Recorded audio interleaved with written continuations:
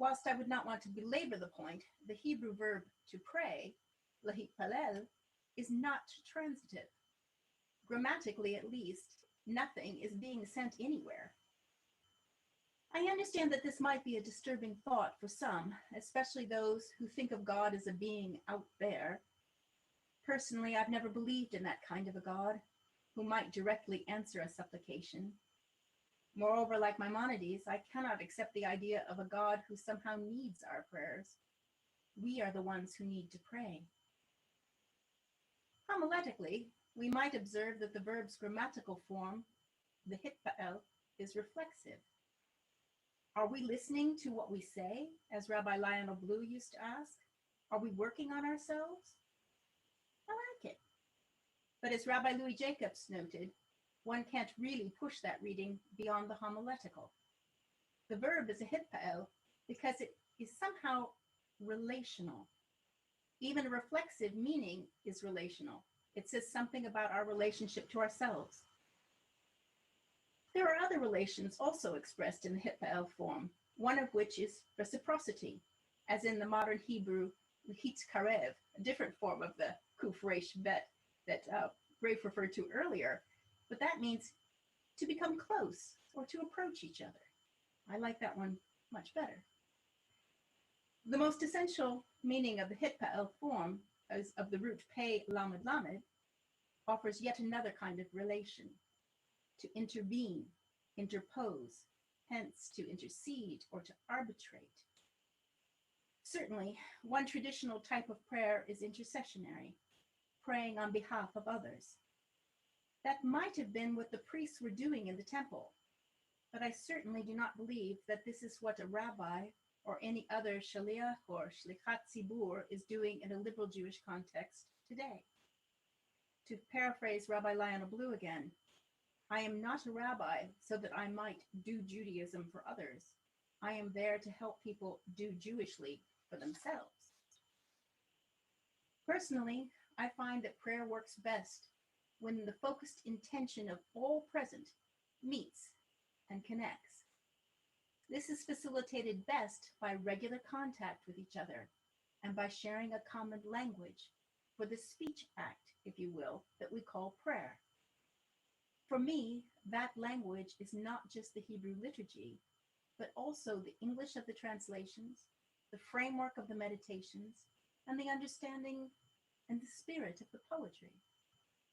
The more we share these points of reference in common, the more connected we become.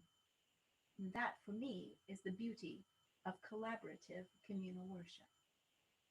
And now I'd like to hand over to Ellie, who's been helping us to forge a way ahead in the collaborative nature of communal prayer. Rafe and Janet have explored Jewish worship from the priestly service avodah through the emergence of service of the heart, avodah shebalev, in which the shaliach tzibur, the emissary of the community, facilitates the communal experience. I would like to turn to the arena of liberal Judaism specifically. If we peruse the development of liturgy within LJ over the course of the 20th century, not only does it get longer and move towards greater inclusion of Hebrew, with the publication of Siddur Lev Chadash in 1995, we see the reintroduction of the traditional structure of services. So, for example, if we look at the Shabbat morning service in Siddur Lev Chadash, you will see that it's structured around a series of, these are Birchot HaShach, literally blessings of the morning, which are translated as morning prayers. Pesukei de Zimra, literally verses of song, translated as songs of praise. Shema uvechotecha, the Shema and its blessings. Tefillah, literally prayer, referred to as a daily prayer. Kriyat HaTorah, the reading of the Torah. And concluding with Aleinu and its companion prayer, Al Kain, followed by the Kaddish and Adon Olam, presented now with the heading Concluding Prayers and Songs. The only section that's missing, which is found in traditional liturgy, is Musav, the additional service between the reading of the Torah and the concluding prayers in which the tefillah is repeated. In the draft Shabbat morning service introduced in 2018, we have made the structure of the service even more explicit, with the introduction of explanatory passages ahead of each section and a running list of the service sections on the far left of a double page, indicated in bold. Oh, I've done it again. In the draft Shabbat morning service introduced in 2018, we've made the structure of the service even more explicit, with the introduction of explanatory passages ahead of each section and a running list of the service sections on the far left of a double page, indicating in bold the particular section of the service. In addition, the service flows continuously without the need to jump pages 3 times to get to the Shema and its blessings, the Torah service, and finally the concluding prayers. I'd like to begin my remarks in response to the question, is communal prayer a collaboratory experience for liberal Jews, by posing another question.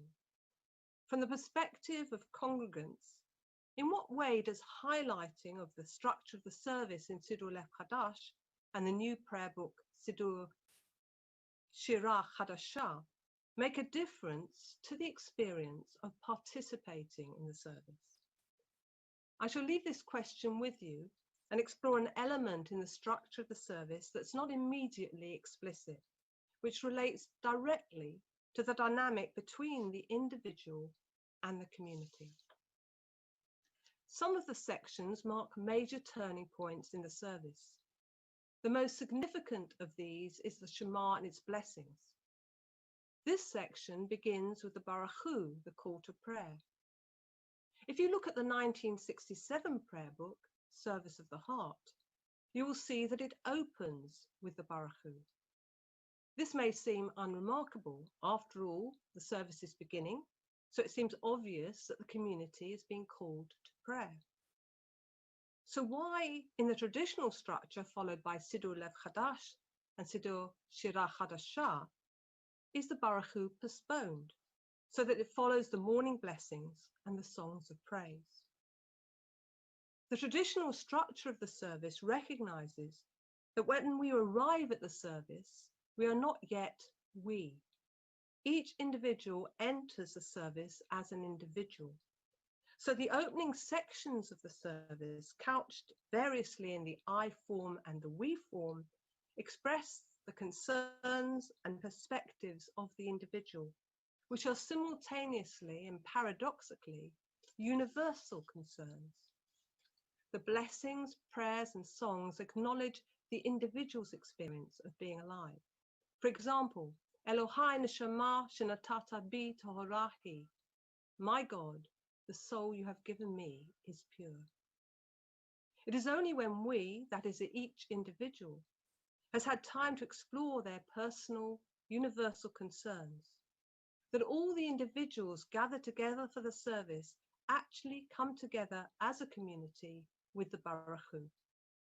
And then, having come together, we go on to recite our core beliefs as a people, that God is the creator of the world, the one who reveals Torah as an act of covenantal love to the people Israel, the eternal one, and following the Shema, the liberator of the people Israel from Egypt onwards.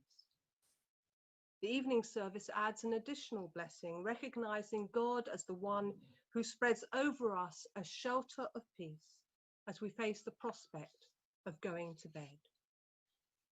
It's important to note, by the way, that the Shema and its blessings not included in Mincha, the afternoon service, because the Shema is only recited when we lie down and when we rise up. So the theory underlying the structure of the service is that in order to be a community at prayer, individuals need time to prepare themselves to become a community at prayer. But what about the practice? Do individuals feel that they're on a journey into communal prayer? Do individuals feel that communal prayer is collaborative, enabling each one of us as an individual to share in a collaborative communal experience? That's actually a really interesting question, Ellie, because I I think for me, communal worship has taken on so many guises over my life, I guess. Um, in some ways, I think, I definitely approach worship as an individual. I definitely turn up to the synagogue as an individual. Um, but there's to sort of bring it back to where I was talking about drama. There's definitely the drama brings everything together for me, and I think what's what's really what's really interesting is finding ways as individuals, as separate Jews en masse in a synagogue, finding ways to be the priest in the temple, to not just rely on the rabbi to create something for us. Again, going back to what Janet said, the rabbi's job for me is to lead, but not to do for.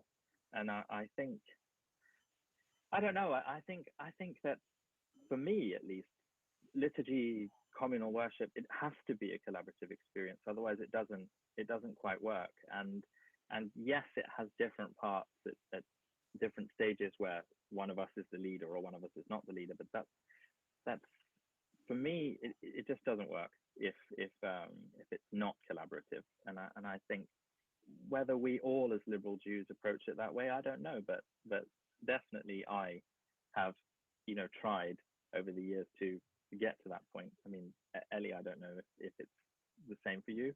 Well, it's really interesting that you should say it like that, because I think that actually I've not reflected so much about my individual experience until I was in a situation and faced with my first ever streamed service in an empty synagogue.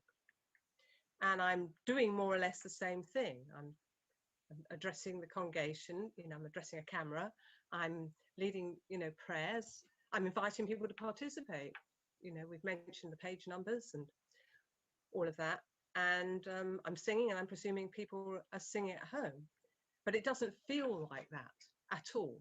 So it feels like I'm sort of an individual who's been marooned somewhere. And it feels very, very weird. My whole body language, I move quite a lot in the service. I sort of sway a lot. I'm sort of very engaged and responding to the sense of what's going on in the service and people's voices and everything. And I find that with the camera, I'm sort of standing quite rigidly, thinking I must look in the right direction.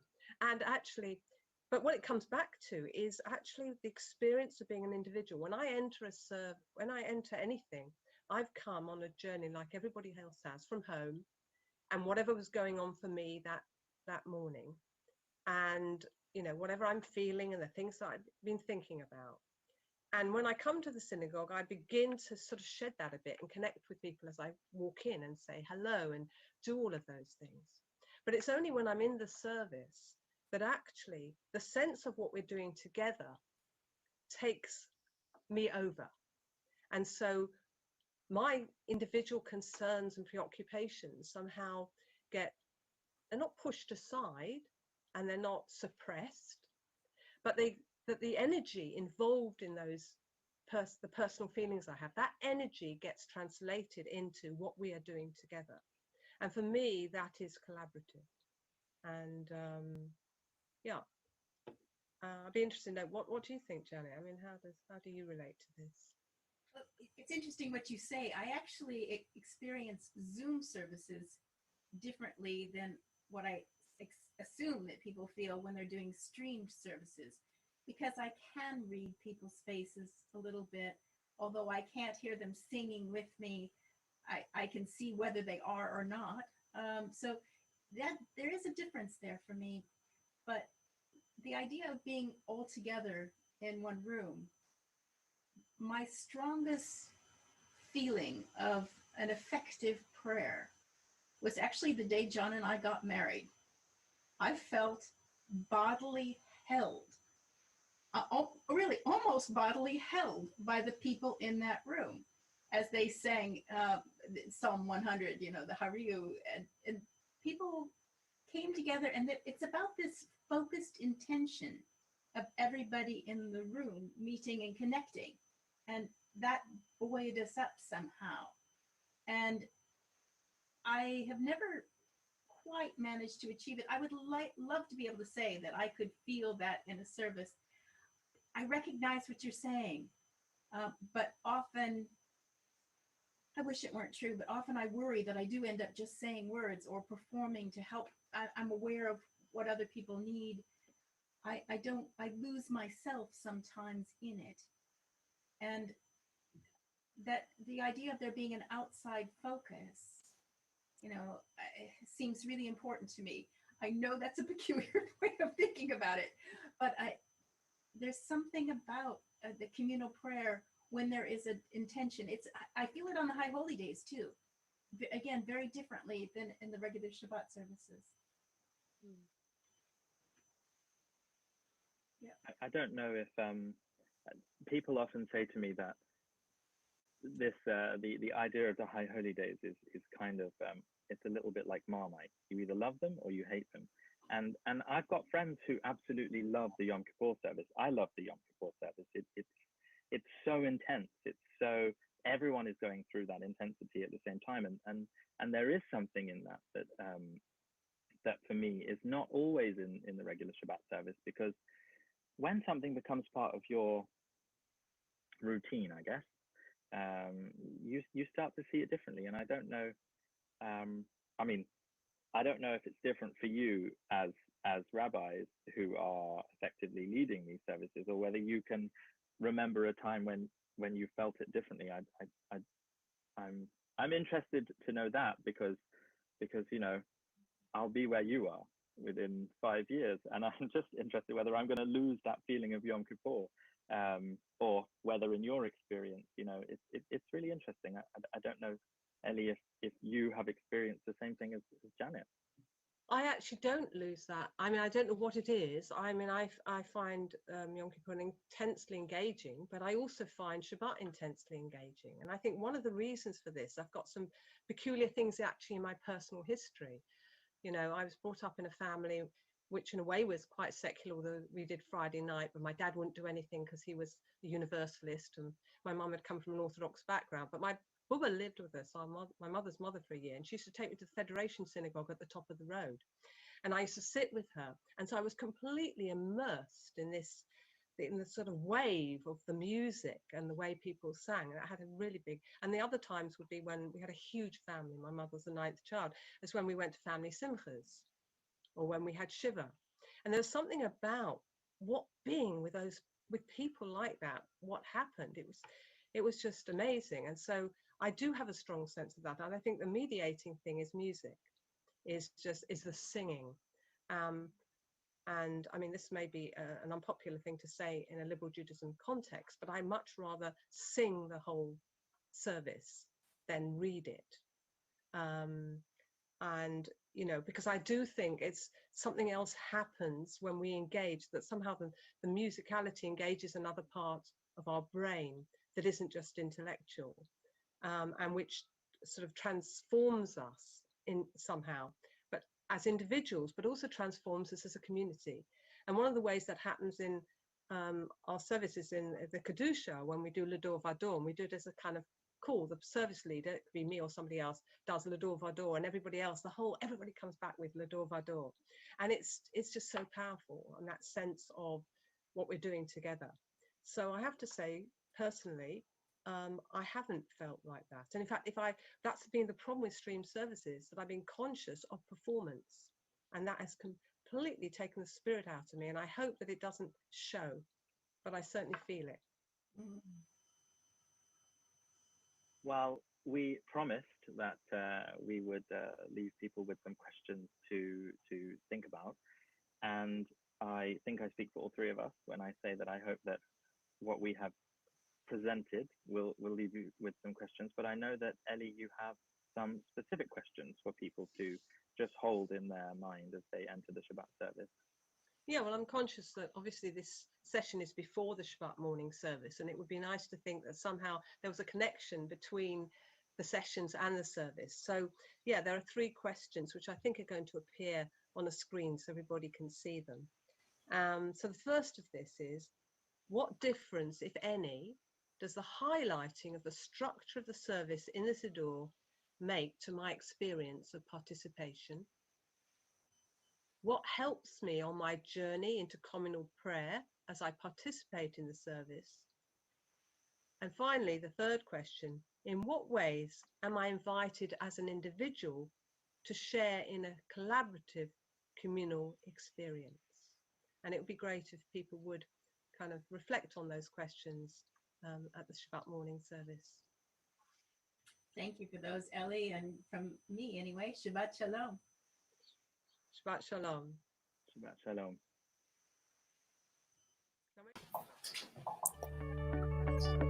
Thank you for watching with us. We hope that you found something to take away from that.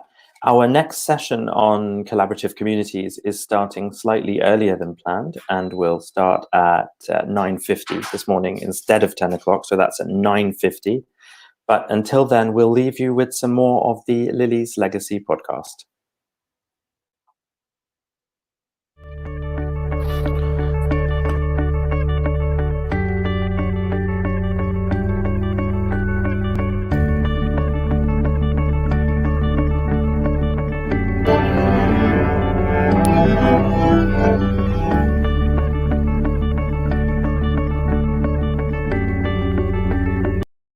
I had to get there because it's not around the corner like I could walk there. I'd get to the tube to go. And so I joined that one. I thought it'd be a nice afternoon and get home. It's okay, still light. After a service, not that long. And I enjoyed it because I got to know people. And a lot of our members from the old shul joined. The Shabbat morning services are in the afternoon. They're at 3 o'clock in the afternoon. I think it's 3 or 2. And that is because Lily Montague, probably 100 years ago, or maybe a bit less, decided that it was really important that the young Jewish women who worked in the factories and the shops and the offices, I think, and had to work on Saturday morning or they wouldn't have a job, that it was really important for them to be able to have somewhere to have a weekly Shabbat service. At that time, in the 20s, the West End had a fairly big Jewish population which supported quite a number of synagogues. But of course, most were Orthodox or United. And the services were, for obvious reasons, held on Saturday mornings. Now, they weren't all that well attended, certainly by the women. The women had to work. And the West End at that time was the centre of a very prosperous clothing industry. And they worked 5.5-day week.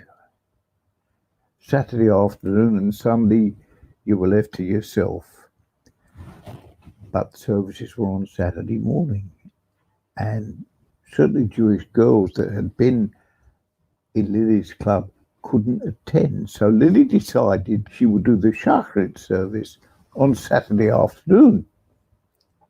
And of course, built the West Central congregation around that situation. And here we are still holding our services at West Central on a Saturday afternoon. And I love that, that even as early as 100 years ago, that kind of flexible and what I would call advanced thinking was already in operation. So I like that story. I just like that they did it and that here we are. And it's wonderful. It means that people don't have to get up early in the morning to get, depending on the synagogue, some liberal synagogues services start at 10 o'clock, but the majority are at 11 o'clock. Who's awake at 11 o'clock? Lily Montague, I never knew her, but I did serve for a time in the community that she started, that started out life as the West Central Club for Jewish Working Girls. And what I loved about her approach to Judaism, she herself did not understand herself to be a liberal Jew necessarily. She had grown up in the Orthodox world. And what was difficult for her is that amongst the girls at the Jewish Working Girls Club, there were so many of them where the official community, the Orthodox community, said, you work on Shabbat, so you can't be a good Jew, so we don't have anything to do with you. And instead of judging them for wanting to help their families and to bring in some income and needing to work on Saturday mornings if they were going to get a job and working in shops or in the rag trade, Lily Montague said, how can I give the gift of Shabbat back to these girls? So she set up the club so that they could come and have a Saturday morning service, even if it was at 3 p.m. And I thought, yeah, that's where I always want to start, with where people are. And if I can do that, then I will have fulfilled something of Lily's legacy. Her recognition that you've got all these Jews that are not going to fit in to mainstream Orthodox Judaism simply because of the working reality of, not being able to work on Shabbat and all the rest of it. She recognized, that something must be done to make people just become more included. And the reality would have been that if it wasn't for a liberal Judaism idea, so many Jews would have been lost, either become indifferent to their heritage or become Christian.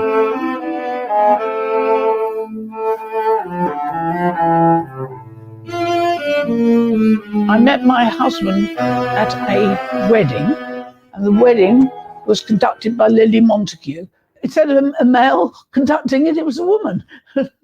I know that sounds a bit futile, but I've always been a feminist, so it didn't seem to me to be unreasonable. Because I'd been so sort of alienated from Orthodox Judaism that I never went to synagogue, so I wasn't really aware of how at that time so few women were involved. It just seemed okay. And the reason she conducted it was not only that her family were members. Her mother had been one of Miss Lily's girls at the West Central, so it was very appropriate that she conducted the wedding. And that's actually, I suppose it must have been the first time I'd seen a woman conduct a marriage ceremony. Now it's quite absolutely normal. The founders of the Belsize Synagogue, and it was called the New Liberal Congregation then, were indebted to Lily Montague. They were all German refugees. They came from German Reform Judaism. And the founders, I can't remember the exact year, but it's probably something like 1938. They could have stayed independent, or they could have joined the British Reform movement. And they chose to join the liberal movement because they were so indebted to Lily Montague. Now, Lily must have done an enormous amount for them to say, we'll join your movement. When my cousins came to England, they also set about getting visas for the rest of the family. And one of those visas I got to come to England. Now, how was I going to get there? Nobody else had a visa. And my father advertised me in the Jewish Chronicle. And he got several replies. But he finally accepted an offer from a Jewish family in London, a doctor's family. This family was a part of the Liberal Jewish Synagogue. And the Liberal Jewish Synagogue at that time had a chairman, Lily Montague. She was the chairman. She realized what was happening on the continent. She called the meeting and she said, we must help. And several families came forward. And in fact, the Liberal Jewish Synagogue made it possible for 3 children to come to England. I came from Vienna. Another one came from, I think, Germany. And I'm not quite sure where the third one came from. But anyway, the date finally came. And I was on one of the very first kinder transports leaving from Vienna. I would just say she saved my life. My parents arrived in January 1939, and my mother was 8 months pregnant, and it was a very difficult time to leave, as you can imagine. In fact, I can't imagine it at all, but Lily was personally very, very supportive and incredibly helpful, arranged for my mother's confinement, had people, or indeed herself, help to find accommodation for them. They lived in Stoke Newington. They had a room somewhere above a shop. It was very simple, it was very basic, but it was safe, and that was crucial. My father became an assistant to Rabbi Matuk at LJS. That was his first position here, all thanks to Lily. My father was basically Lily's boy. Wherever she needed him to go, whatever she needed him to do, he would happily do it. At 47, I was a nurse in Birmingham, and another colleague of mine showed me a letter, and she said, "This is from Lily Montague from London." And I said, "Who is she?" And he said, "She is a lay rabbi, and she sends me a letter every month to strengthen me and help me. As a refugee, I have many obstacles, and I'm so glad she writes to me." And I said, "Why doesn't she write to me?" And she said she doesn't know you. And then later on, when I met my husband, we got married, he said, "We're going to be married by Lily Montague." And I said, "Oh, that's lovely. I've even heard of her."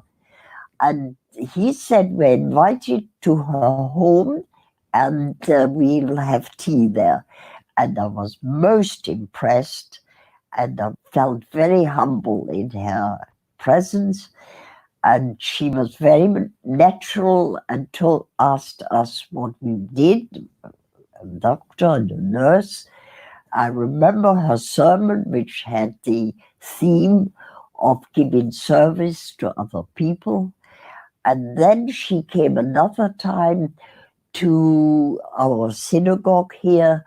When she gave the blessing at the end of the service, I really felt this was like a high priest in the old days in the temple.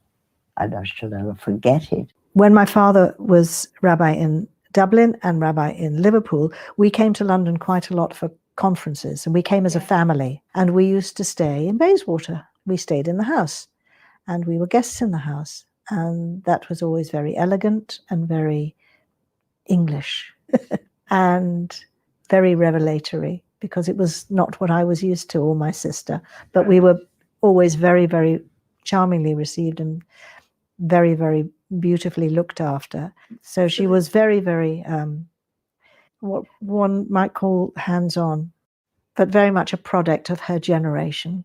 But I do find it strange, and it does make me smile, the image that I have of her as being very formal and very old-fashioned, but I have the knowledge that she was a radical. Those 2 points are hard to reconcile. And to me, that makes me smile, because I don't think of her as a rebel. I can't think of her as a rebel, because she, to me, was personified as this very, very senior lady in black and wearing a hat. Or she actually reminded me of a European advocate. You know, she looked very much part of establishment as opposed to radical. She must have had the most wonderfully persuasive way of getting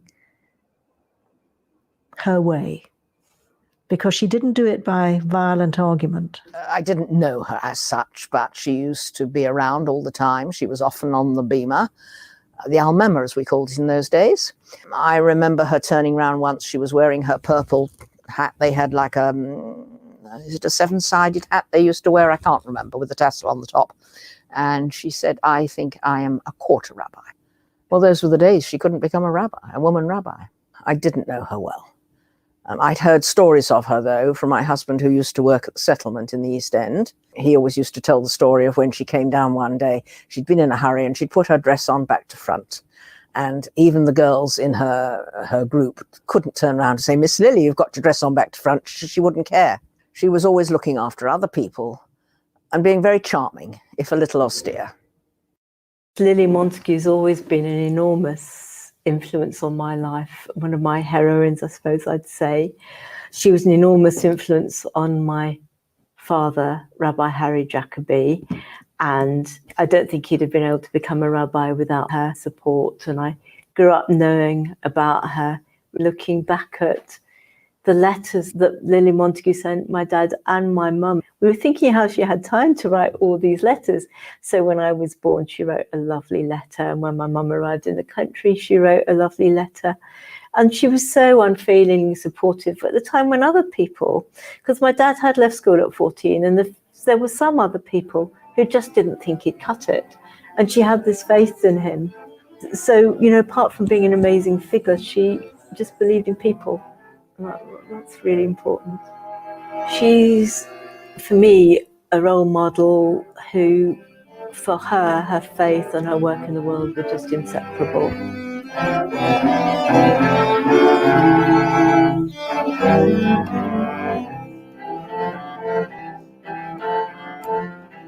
This podcast series of oral histories is part of the exhibition Lily's Legacy, Voices and Visions of Liberal Judaism, a project supported by the National Lottery Heritage Fund.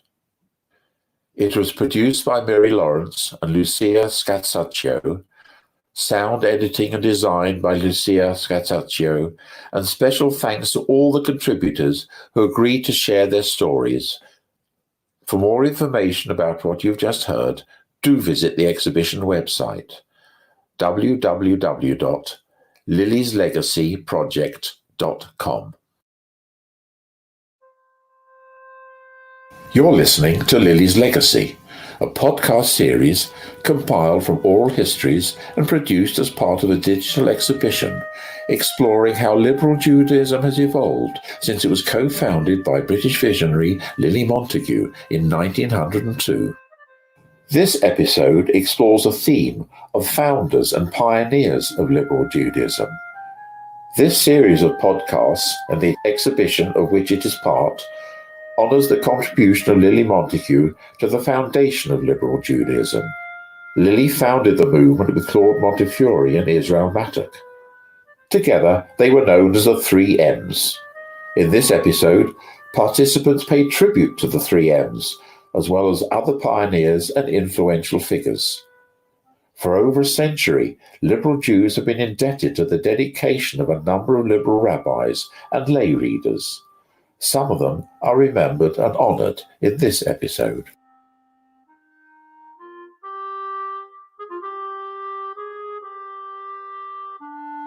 When I first became a liberal Jew, we were very much influenced by the 3 M's, Rabbi Mattock, Lily Montague and Claude Montefiore. Certainly here we've sold 3 M's quite often, but it's a very distant memory to most. I go to text class on Tuesdays and Alex was going around about things like kashrut, and quite a lot of the text class are brought up on Israel Mattock's book, The Essentials of Liberal Judaism. But the next generation think quite differently. His was a fairly radical Judaism. First of all, you chucked out kashrut. Secondly, you chucked out head covering. You checked out the book having to go LIC back to front. You cut out Hebrew. We didn't have Hebrew was an optional subject which you did at religion school when I was a child here. And there was no need to bother to learn Hebrew because we didn't use Hebrew. And a choir up and a choir loft, it was a non-Jewish choir singing. I think there was a concentration on the spirituality, which I notice is now debunked, possibly because, of course, modern theological ideas they've changed and things have changed. The concept of belief in God, which was absolutely fundamental to the 3 M's, has been so much changed. Dr. Mattock.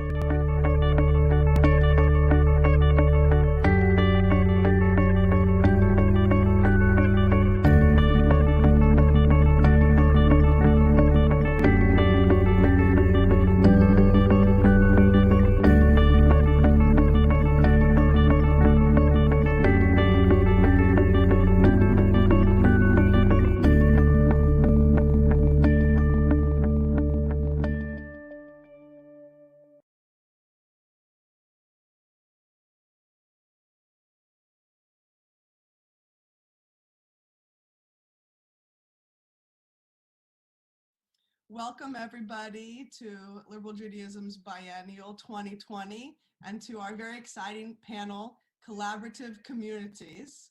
I'm very excited to be with such a panel of really unique and interesting workers within and with outside liberal Jewish communities, not only in Britain, but also in Europe, and with each of us in some ways in other parts of our lives as well.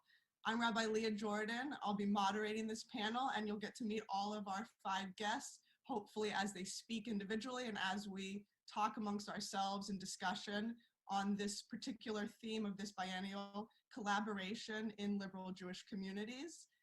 I think they asked me to moderate this because for many years I was the community rabbi of Norwich Liberal Jewish Community, which is a smaller regional community in East England. We did a lot of interfaith work within the Norwich and East Anglia region, and also collaborated a lot with other Jewish communities, both progressive and non, throughout East England. I'll hopefully be able to bring in some of that expertise, but I really wanted to turn it over to our guests today. And to speak on the theme of collaboration first, I wanted to ask Mark Phillips, who is co-chair of Mosaic Jewish Community in London, who is an especially interesting identity and case of community. And I'm really excited to hear from Mark and to tell us a bit more about that. Hi, everybody. Great to be with you. As Leah kind of introduced me, I'm currently co-chair of Mosaic Jewish Community, which brings together a liberal, a reform, and a Masorti synagogue into one new community. This is coming up to year 21 of our journey that I, as an idiot probably, have been involved in since day one, when we were asked to do a strategy piece for what was then the Reform Synagogue. And if there's only one takeaway from this, it would be to ask at the beginning the question, why? And our whys of why we went down this route were, when we were honest with ourselves, we just couldn't respond to the kind of challenges we were seeing coming down the line. And that's about increasingly different attitudes to Judaism, not just across generations, but just the diversity of our communities. And how could we possibly respond to that? In London, we're affected by the impact of Jewish day schools, and that again produces a shift in what we need to think about. We've also got ongoing geographic shifts as our community continues to move and increasingly be less concentrated in some respects into traditional Jewish areas. So those are a set of challenges which we didn't feel we could respond to suitably on our own. And there were a bunch of things we wanted to be able to do. We wanted to reach out to the marginally involved. We wanted to continue to provide support to the ageing community. I could go on and on about that. But then the question was, well, what do we do? We brought together the 3 synagogues. That took over 10 years to get that thinking agreed. And it's around a set of principles and visions around being a new kind of community that can respond to those challenges and take the opportunities that we have. And those opportunities are huge. So we've pretty much brought everything together across the community other than how we pray. And even sometimes we do pray together, but normally we would have 3 or sometimes 4 different services going on. Everything else, whether that's education, community support, which particularly at the moment has been such a huge factor for us, being able to operate as one community, has been an amazing experience. I'm going to stop there, I think, because that's probably enough of me rambling on. So I hope that gives you some context of what we're up to. Thank you so much, Mark. As someone who's been myself to Mosaic only recently, I loved getting to experience the Kiddush, the cross-communal Kiddush that you do at the end, where you have the Masorti, Reform, and Liberal communities all there together. I think even just that one little insight that I had into ways in which you can pray separately and do things together, it's a really beautiful model, and one I think that a lot of us admire as reputation as it has grown out in the community. So we're really excited to have you and to hear more from you about all of that.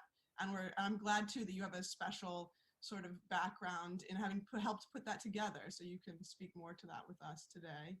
I wanted to turn it over now to Rabbi Sandra Kvyat, who is the rabbi of Crouch and Havurah here in London. Here I say, it's where I'm sitting, and also rabbi of Shirat Zafon, the liberal Jewish progressive community in Copenhagen. I think I got that a bit out of order, but Sandra, you can tell us more about it all. Yes, thank you, Leah. Progressive, I guess, is what we call it in Europe. There's no understanding of difference between liberal and reform. So I've been a rabbi for nearly 10 years, and before I was ordained, as you all know, we of course as students work with small community, any community really, in our years. So I guess it's come out to a lot of years actually, and I guess my experience and expertise is in small communities in particular. I was blessed to actually be with Janet Bachman in Peterborough, one of my very first, nearly very first high holiday. I can't remember if it was that one actually. And that has been my main experience of working with small community, both in my community role as well as my LJ role. So I was working for LJ for nearly 10 years. And collaboration-wise, one of the really interesting things I was doing was the converts and proselytes in communities without rabbis. How do you do that? So we figured out a way of doing it where it was kind of like being a satellite rabbi, helping the communities and helping the individual. And I think that really taught me an important thing about collaborating both as a rabbi in the community and as a visiting one, which is on the surface, our communities will look a lot alike. You know, they're liberal, they're in a certain areas, you know, outside of London, they're fairly geographically spread. And it's easy to think that, oh, just because we're all liberal and maybe have the same demographic, we're all the same. And that's the big learning I think I've had is that's not the case. So I'm a rabbi for both Crouch End and Copenhagen. You think they look really a lot alike, you know, and Copenhagen is a very progressive country. You cannot always transfer things. I can't write one thing for one community and necessarily reuse it in a different community. Not just the cultural context of the different countries, but just geographically. And I found the same, like writing for something in Crouch End cannot translate directly to a different part of the UK. It's a very different context. So we have to be careful with that. At the same time, there's such blessing in collaborating. And, you know, this pandemic has actually shown that we can do lots of stuff together. And so suddenly now, I have Friday night services, or we call them welcoming in Shabbat. So we talk and we share and we do blessings with both communities at the same time, and they're shared. And we weren't sure whether we could do it or not, but it actually worked out really well. People love it now. And now I can do more for Copenhagen, though I'm not physically there most of the time. So there's a lot of different things, but we should be very aware, I think, of each individual identity of the communities, because they shouldn't be afraid of we shouldn't be afraid of collaborating, but we do need to be quite clear that we can't collaborate on absolutely everything. And it's also important to have things for each community that is just theirs. You know, that's their kind of way of doing things. But I love small communities, my favorite thing. I love working with small communities, and the joy and the creativity that it creates, because we are on our own most of the time, in a sea of non-Jews, so to speak. Thank you so much, Sandra. I mean, you know, as a friend and work colleague of mine, how interested I am in communities outside of Britain and in Britain. And we've spent a lot of time talking about how individual and different they all are. And I'm excited that we have you here, especially because I know right before the pandemic began, you were working on a regional network within Scandinavia, right? Of putting together and collaboration between smaller Jewish communities, which I'd also love if there's a moment to hear more about that.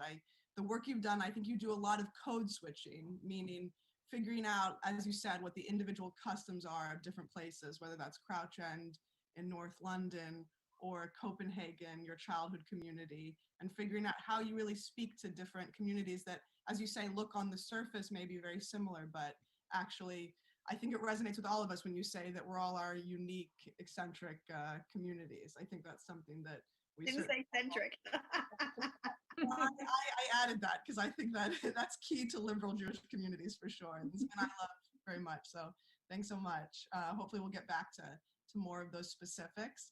I'm excited now to turn over to our next panelist, Owen Power, who is a member of Manchester Liberal Jewish Community, as well as an associate member of York Liberal Synagogue. So you come bearing the hats of two progressive Northern British communities, as well as being an activist for accessibility within Jewish communities. So we're really excited to hear from you, Owen. I'll turn it over to you. Thank you, Leah.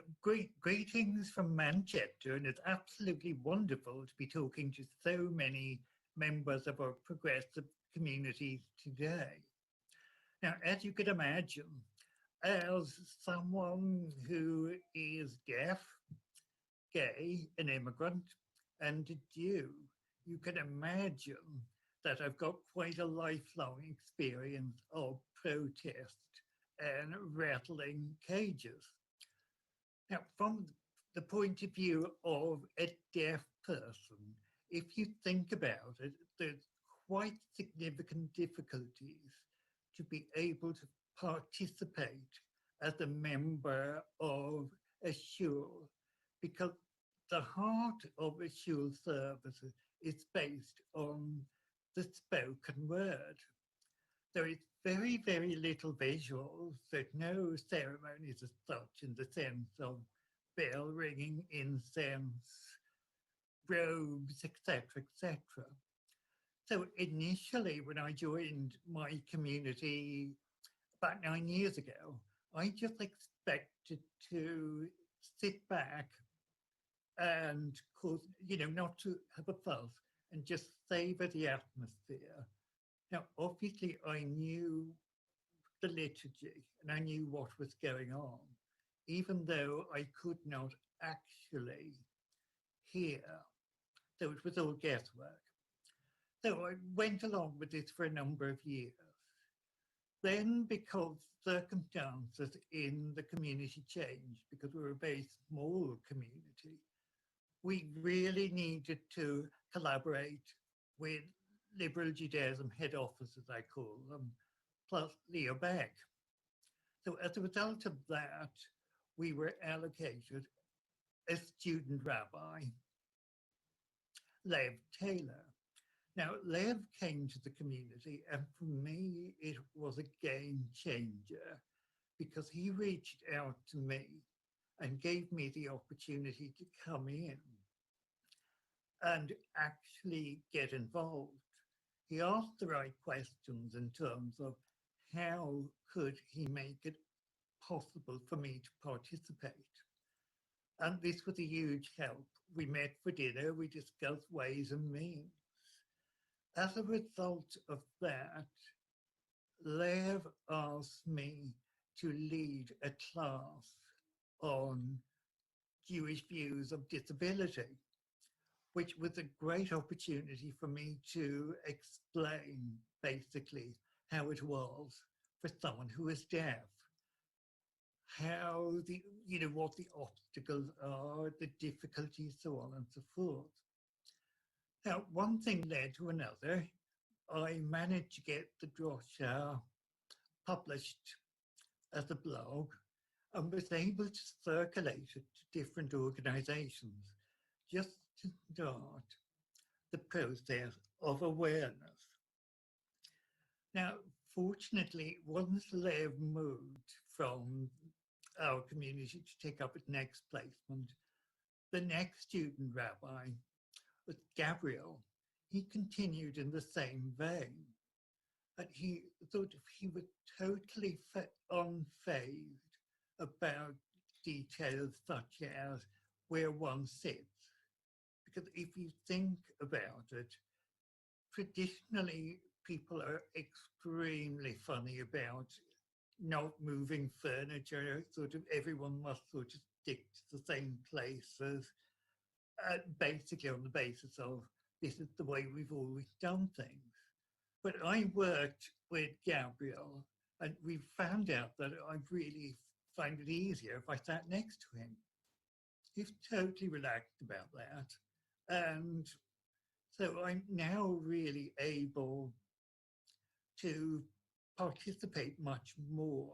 And it's really a great deal easier. Now, the next step is sort of reaching out to other progressive communities. Now, fortunately in Manchester, we have a really brilliant progressive Rabbi Robin, and she reaches out pretty much to everyone. It doesn't really matter where you come from or who you are. So I went to one of her services. Now, her response, she knew me through Facebook, so I didn't have to explain I was deaf. She literally took me by the hand, plunked me beside her, and we sat together for the service, and that made things easier. The point I'm making here is, though, it's just by asking and trying to find out and being flexible and to listen, things can be made much easier for people who are deaf. Now, can I just make a little one or two points about the impact of the coronavirus? Now, that to me has been a great change on a positive level, because I firstly discovered Zoom, which is something I really never thought about beforehand. Now, Rabbi Mark Solomon decided to reach out to pretty much everyone who wanted to attend his Seder. So I gladly went, now not having used Zoom before. Now my first real surprise was the way Mark set it up. I could actually read the Haggadah as the service moved, because he kept zooming it in to the part that he was speaking. So this was really a great new tool. And I'm just thinking in terms of after the lockdown, etc., how we might be able to use IT to enable people with hearing issues to follow what is going on. Now, I'm also, sorry, just mumbling a little. One of the things, though, Gabriel had his first service with us about 2 weeks ago, and he also made use. So again, we were able to follow the Seder throughout. So definitely, this is a really great opportunity. Still on the theme of collaboration, we as a small community will be linking up with Yorkshire to share Gabriel for the High Holy Days. So this again is collaboration at work, and I'm really, really pleased about it. Now, I must say, though, that it seems some people fear collaboration. And I think it's because they fear change. But in my case, I must say I am a total admirer of Lily Montague, because I just love the way she really sort of looked at the need of our communities on the here and now. Nothing to do with the way we did things before. So I sort of use Lily as a good sort of role model to fight for change and get away from this. We've always done things this way and we're going to continue. Change is good. Okay, back to you, Leah. Thank you so much, Owen. I think there were a lot of themes that came out to me there. One of the ones I wanted to resonate with is something you've mentioned to some of us panelists before we started this, and a little bit in email to some of us, which is that I think with accessibility and disability issues, people, you've said, can be overly shy or awkward, but actually all it takes is asking an opening question. And I thought that was through your comments about student rabbis Lev and Gabriel, and that's if we're not going to learn from each other, and if we're not that is exactly it. I thought that that is something it's a good reminder to all of us. So thank you to bring that theme out, as well as other themes around collaboration in general. That's great, thank you. I'm very happy now to turn over to Janet Barkman, who is currently the Honorary Secretary of Peterborough Liberal Jewish Community, and is going to share with us some of her experiences working with Peterborough in the Liberal Jewish community. Thanks very much, Leah. I think the first thing to say about Peterborough is that if you like, Peterborough is a bit of an oasis in the desert. We're nowhere near any other communities. The closest is Leicester, who's 40 miles away. And so there are things that we can do on our own, but I think it came to a head about 6 years ago. My husband and I only joined Peterborough in 2013, but in 2014 it was pretty obvious that, if you like, we were suffering an existential crisis, that membership was very low, and at one point we were practically in single figures. And it was only with the support and guidance, very practical, from LJ, that we're still here. We started, we were very small. Danny Rich helped us to get ourselves back on track. And I think, if you like, the lesson in terms of collaboration is really there's an absolute wealth of knowledge and expertise, experience, and I think particularly goodwill within the LJ community. And really, you only have to ask, and it is there.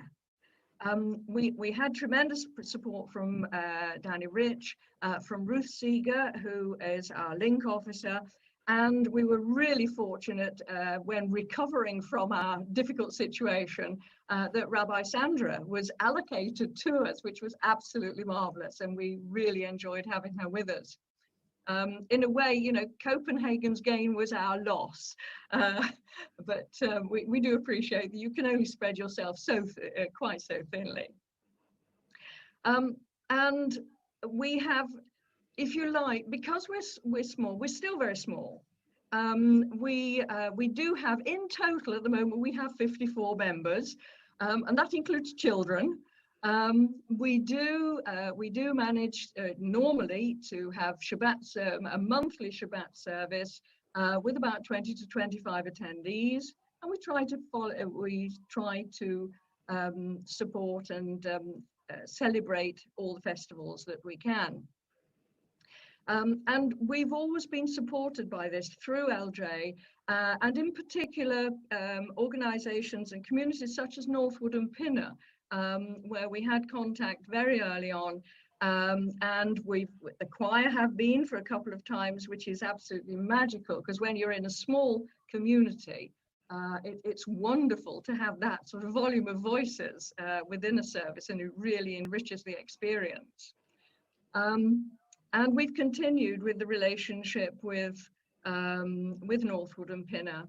And we have been so fortunate, I think, to have the support of LJ.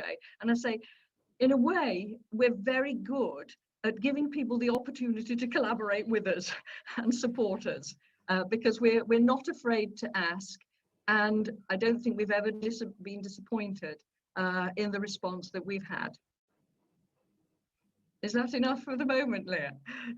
That's great.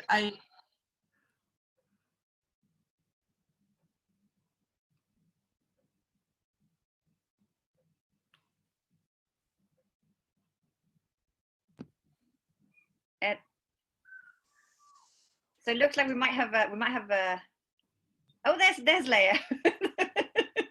Just testing you're all awake. Disappear for a moment. No, there's some sort of technical issue. Edit that bit out.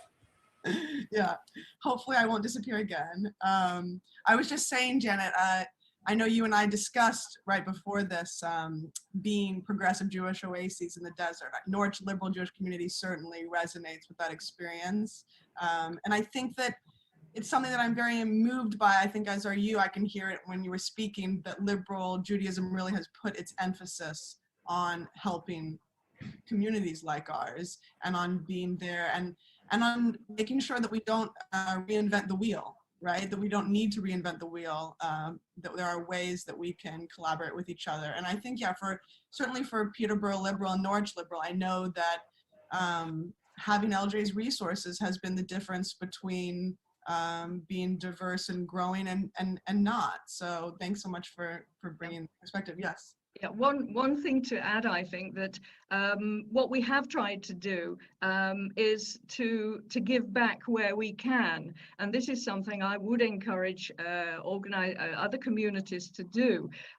Those who attend the LJ Council meeting will know that I do bang on about the resource bank and how it could be far better utilized than it is, because it is incredibly useful to have the opportunity to see what other communities have done in different contexts. And when, we had tremendous support when there was the whole issue of GDPR, where we all needed to put together some data protection materials. I made sure that when we had completed ours, that I sent it to Shelley to put on the resource bank, because I feel, I don't want other communities to have to reinvent the wheel. If we've done something that we're very pleased with, that we're very happy with, and other people, and I don't think people would copy it, but it gives that baseline that points you in the direction of maybe we should be thinking about this, this, and this, which you can then build on. So you're not reinventing wheels, you're building on the experience and the expertise within other communities. Absolutely. Sandra, I saw you, I think, wanted to add something. Yeah, I just wanted to say, it's easy to think that, they're the big communities and they can help the small communities. And it's kind of like a top down, right? Like, we have nothing, we need something from them, whoever they are. And of course, the big communities have more resources. Generally, they have rabbis and they have usual infrastructure that the rest of us just do not have. However, I think even just seeing who we are here today, and some of the things that Janet was saying, just because you are number-wise smaller than a big community, it does not mean that the smaller ones don't have an awful lot to give. I mean, just what Owen has been I read your blog, by the way, just having, what they do in Manchester and what you are highlighting around disability, I haven't seen that in any of the big communities necessarily. Or actually, a small community can still have as many kids and teenagers as a large community, and you still have the same needs. So, we shouldn't think, oh, we're so small, it's so terrible, and we always need help from the big ones. It's just not how it is. It's a much more of a partnership, and maybe sometimes collaboration is not always the right word, because there can be a sense of difference in size, and therefore what you can do. It's partnerships, and we as a community in Crouch End, we collaborate or partner with some of the large ones on specific things, but it doesn't mean we don't have anything less to give than the big ones. So Janet, thank you for pointing that out. I think thank you. Yeah, thank you. Mark, I think you wanted to add something. Just reinforcing that point, I think we're classed as a medium-sized community. We, in total across Mosaic, we have 900 members. If we could on a regular basis get nearly half our members turning up for things we did, that would be extraordinary. If we get a quarter, I'm being generous, as a turnout, I think that's one of the big lessons that bigger communities need to learn from smaller communities, is how to create that level of intimacy and connection. Absolutely. I can see people fizzing and wanting to continue this conversation, which is why I'm very excited. Can I ask, we'll wait until Jillian has spoken, because we haven't been introduced to our last panel member, and then we can really have a bit more of this discussion, which is absolutely the whole point of us all getting together from all of our different spots. And I think one of the silver linings of Zoom, absolutely, that none of us had to actually leave our residences to be together today. So I want to turn it over to Jillian Dawson, who was the chair for 6 or 7 years at the beginning of Wessex Liberal Jewish Community Start, and you're now celebrating your 10th anniversary. Is it this year? Yeah. Yes, we are. Yeah, so thanks so much for being here with us, Jillian. Tell us a bit about what you're up to. Okay, well, first of all, I would just like to thank Janet for really saying a lot of the kind of history and collaboration with LJ that's so important for getting small communities off the ground. And our collaboration for the 10th year anniversary is really centered within our own community in response partly to COVID-19. But the germ of our idea was before COVID-19. We wanted to celebrate 10 years of our members, and we have about 80 adults and 10 children. We wanted to celebrate the members themselves and increase the bonds between people by getting to know each other on a more intimate level than perhaps you would normally during a service or the kiddush afterwards. So we conceived this idea with the help of Pam Fox, who is one of our members and who is a historian and writer and social historian, to get members to interview each other for their life histories and put together a booklet. And the collaboration that is involved is to make sure that people who would like to be the interviewers and those who would like to be the interviewees, and sometimes obviously there's a crossover, we can put them in touch with each other and let them really get to know each other on a deeper level. So as soon as lockdown happened, this became a really important part of collaboration within the community. And people were using Zoom or using the telephone and really enjoying their get-together. In fact, I heard this morning that one person had said that he could hear his wife giggling over the Zoom as she was being interviewed. And we thought, well, that just shows that it's doing what we want it to do. It'll be so important as we come out the other end to make sure that our community holds together and that we collaborate with each other, and that we will get together a booklet that will actually preserve what we've done, and the bonds it will create will be used for the future. So it's quite a long-term view that the booklet will be used not only for our current members, but by our future members to see where we all came from. So that's an aspect of collaboration about what we're doing. And I thought that I would also talk about how we go about it, because the ideas are often the easy things to do, but it's to make sure that it goes through the whole process within the community so that it has council support, which is absolutely vital for something like this, that people are involved and kept informed, that we ask not only through our regular newsletter, which is done by one of our members of the community, but that also people are asked individually, because although it can be in the newsletter, you don't always get a response, but it creates the buzz and the vibe.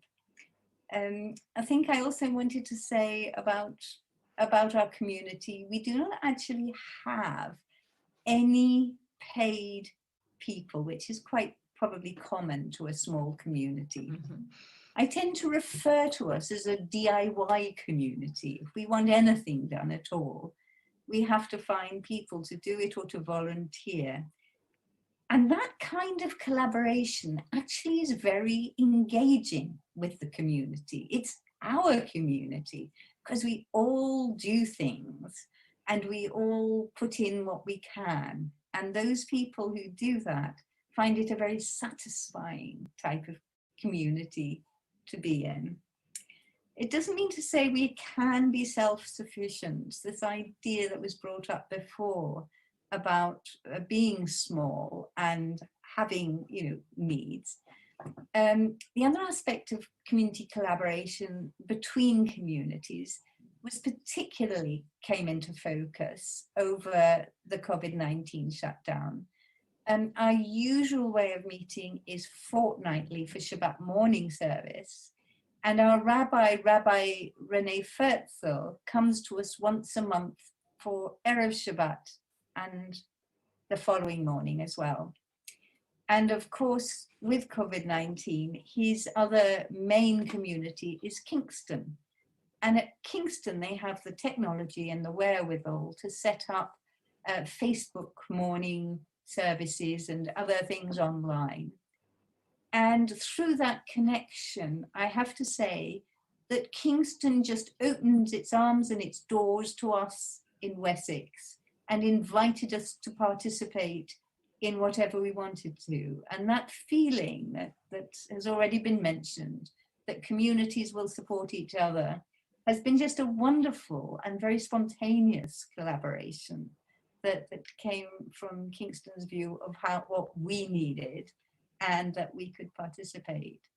So I think COVID-19, although it's kept us all apart, because of the collaborations that we have been able to do within and the setup that was already there that enabled it to happen, has been an opportunity that we've really taken. Thank you so much, Jillian, especially for moving us over to speaking more specifically about COVID-19 and ways in which, as some of us have already spoke to a bit, that those collaborations and breaking down of walls actually have happened during these last couple months. I think it's really wonderful and heartwarming for us all to hear the ways in which we are still able to come together in a time when we're told that we can't physically come together. I think that's really key in all the communities that we work in. I saw that Rabbi Sandra wanted to share something, and I know that Owen, you had something you wanted to share right before Jillian spoke. Is that still relevant? Would you like to say that first before we move? Yes, I really just wanted to quickly pick up on what Sandra had said about small communities. I mean, I really agree. There's so much strength in a small community that we shouldn't feel sort of inadequate or little us sort of thing, that we can really, really do so much more. Now, I'm absolutely overwhelmed by hearing the story from Peterborough. Absolutely brilliant. In fact, all the stories are turning out to be really inspirational. And it's really good that we're doing this. Okay? Yeah, I agree. I think this is why we wanted us all to get together. Absolutely, yes. Mm-hmm. Did you have something, Sandra, you wanted to speak to? Well, so I think, Gillian, you brought up to a really interesting thing, which is, of course, you're right, collaboration is internal as well. I had it in my head because, you know, what the theme of this one, it has to be between other communities. Actually, the collaboration internally is as important as well. And particularly that bit about asking people to help, you know, so you call yourself a DIY, in Crouch End ourselves grassroots, you know, there's all these different ways of naming it. But I've always found that, or actually I've realized that asking people to help is a mitzvah. We get so worried and we start thinking like, oh, but Gillian has so much on her plate and Jana is always doing so much and Mark, he is so busy, right? So we never actually ask people. And most people will feel really not just flattered, but honored by being asked. And if they can't do it, they'll say no. But actually, it's much better to ask and get, because there is that bit of, the minute you help with something, you feel much more part of it. And you feel you're given, therefore you turn up. And as Mark was saying before, the issues around how many people come to services, well, the percentages of small communities that turn up to stuff, not just because they have less stuff on, but because people are engaged, because they've been asked by Gillian to do something, and therefore you feel that you're more, you know, you feel a sense of ownership. So actually, we shouldn't be shy about asking at all. We should just get out there and do it. Ask people, and then they can say no. But actually, but people will feel much more likely to come to services if they have built that relationship, because that's what asking does. It's the relationship building that is so vital, and what small communities generally have in much bigger abundance of than big communities. Yes, and I mean, I'm so glad you picked up on that point, because that seems fundamental to me. And the other aspect is giving support to people while they're doing something. It's part of the collaboration. So I had a lovely email recently from our newsletter editor, who is obviously very technologically capable, which is why he was asked if he would do that for us. But he sent a lovely email to me and one of and our synagogue secretary saying, thank you for all the support you give me for doing it, because you can't just leave someone saying, oh, good, that's their job. You do have to make sure they've got the support to do the job. And that's part of the internal collaboration.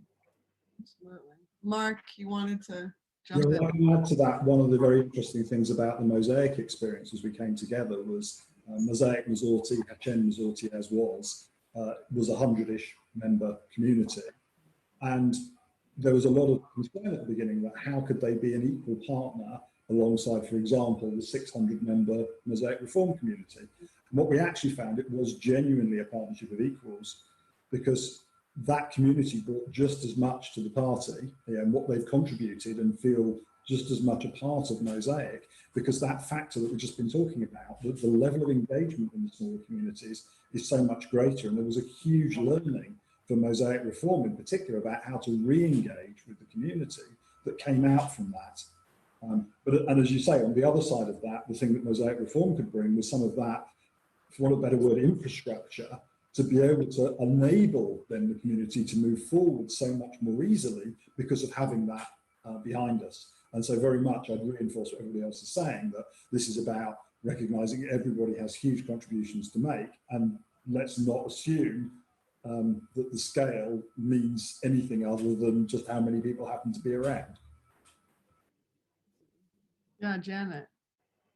Well, we've spoken about collaboration within a community and collaboration between communities, but I think there is one area that is can be very helpful for communities in raising a local profile, and that is in collaboration on an interfaith basis.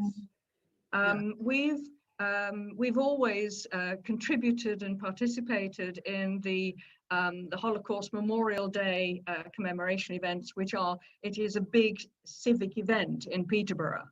But this year, because of the 75th anniversary of Bergen-Belsen, we, in conjunction with the local Catholic community, hosted a concert in the evening of the day. We had the civic ceremony during the day, and then in the evening, we had a concert. We invited the Kol Echad choir from Cambridge and the Catholic school choir, who did various aspects of various different types of religious music. We also had Danny Rich very kindly came along and was involved in the event as well. What that did, we had, I think, over 130 people at this concert. There were some people who'd attended for whom it was, it reminded them there was a Jewish community in Peterborough for a start. We also raised funds for the Holocaust Memorial, the National Holocaust Center in Newark. And similarly, in 3 years ago, we were asked if we would help the Stamford Town Council. Stamford's about 15 miles away from Peterborough. We were invited to help them put together their first Holocaust Memorial Day commemoration service. That's now an annual event, and again we have met people who wanted to engage with the Jewish community that they didn't know was there prior to that. So that's been very, very useful.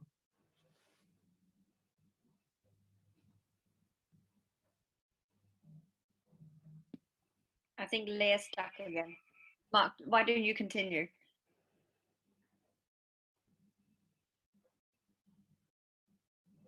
Owen, do you want to go? I think there's can anybody hear me right now? Yes, I can hear you. Okay, all right, I think we've got a lag. I think Leah is stuck. But Owen, do you want to start and then Mark afterwards? Yeah, could I just say a quick word about taking on what Janet was talking about, collaborating with the wider community? I think that's a really important point, because I'm a member of the Jewish Labour Movement Northwest, and I'm actually the LGBT officer.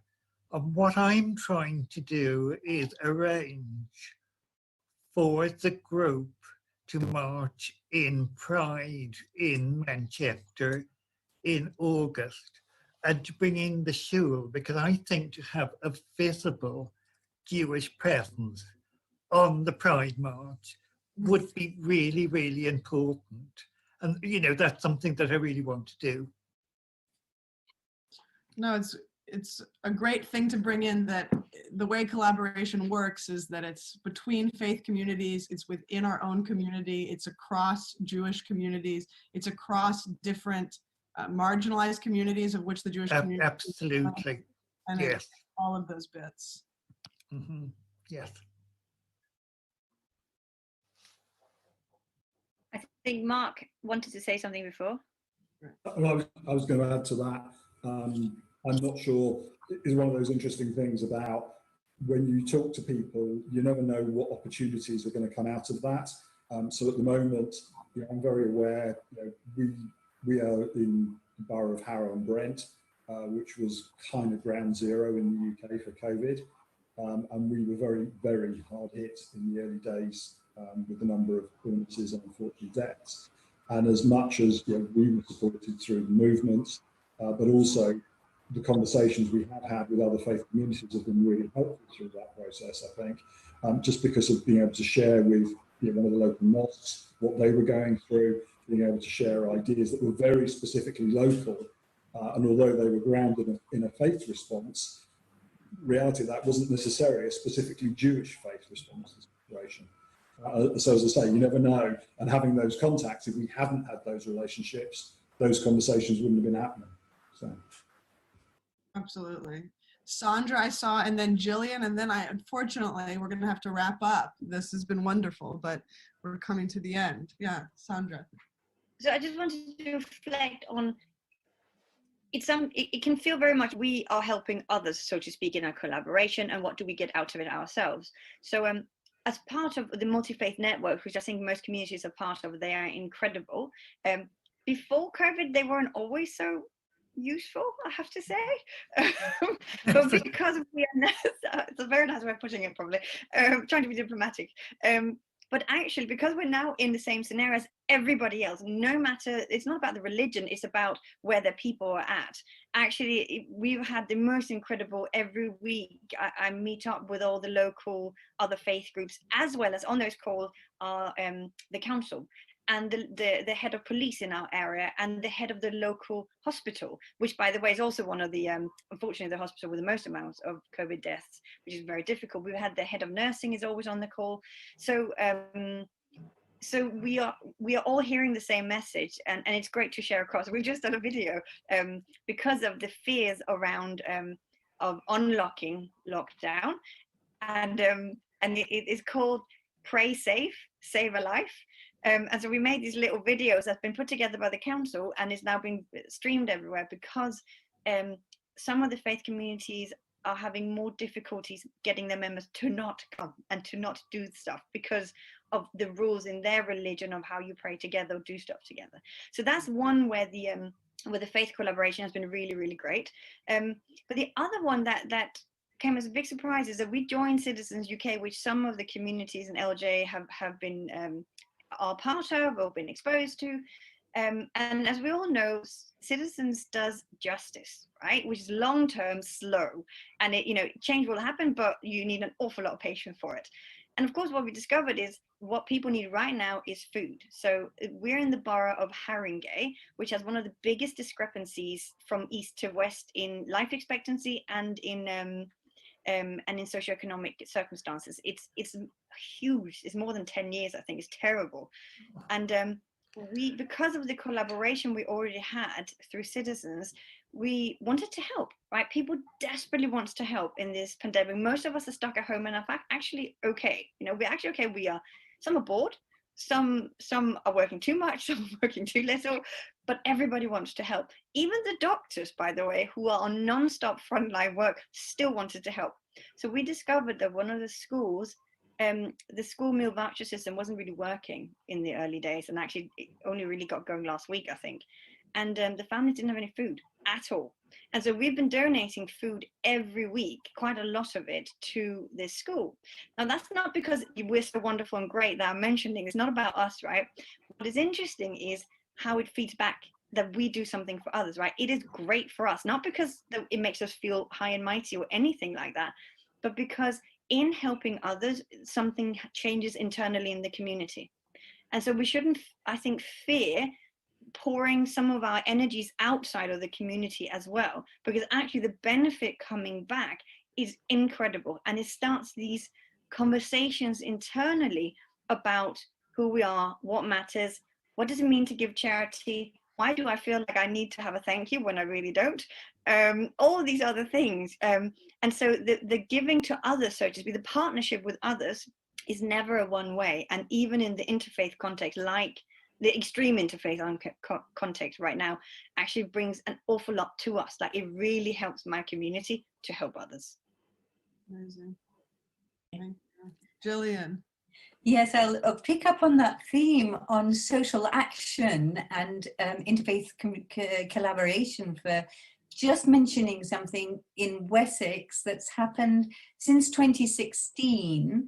It wasn't official through official channels, but several members of our community joined in, and so did a couple of the liberal Jewish rabbis, people from the Christian community and the Quakers, and all sorts of other people, whether or not affiliated, to buy a house for refugees coming to this country. I mean, we haven't forgotten the refugee crisis, but we realized that the most difficulty was housing.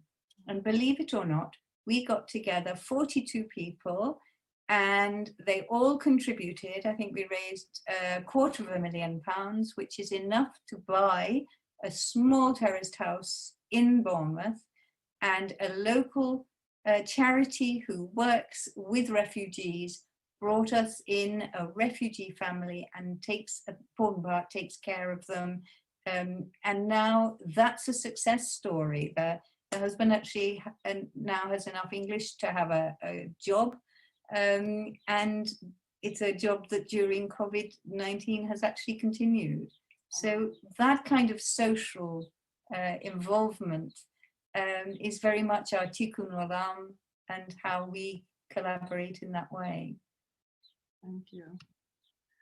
I'm sorry we've come to the end of our time. I want to thank you all so much for being part of this. And I knew that your stories of collaboration would exceed expectations, would exceed imaginings, and I'm not actually surprised that has been the case. Just the little bits of little things that we've touched on and the successes of each of our communities and the communities that we're largely a part of is really, I think, an inspiration to hear. And to that end, there's a lot of expertise in this virtual room right now. So we're going to share with people who have come to view this some links, I think, that will be available with this session, how to get in touch with us. We're going to share, Owen, your drasha, your blog on accessibility, and if there are any other links that any of you want to share with us, and we can put that in the session blurb. There's going to be a way to do that, I think, and our contact details. And I just wanted to end by reflecting a bit together on the fact that this time of COVID and pandemic has reminded us all that we are intimately vulnerable to the world's shared struggles. And I use that phrase on purpose. I think intimate and vulnerable, that we are vulnerable in a way that I think has been frightening, but that intimacy that we have created with others within our community and without, as each of you have resonated with and really brought to the surface, has meant that we've been able to actually build together in this time because we created those relationships and are deepening them. And I think that is the heart of the community work that we do in progressive Jewish life and in other community work. And I wanted to thank you all for putting a highlight on that, and to wish everyone a wonderful biennial and rest of this weekend. Thanks so much. Thank you very much. Thank you. Thank you. Shabbat shalom. Shabbat shalom. Shabbat shalom.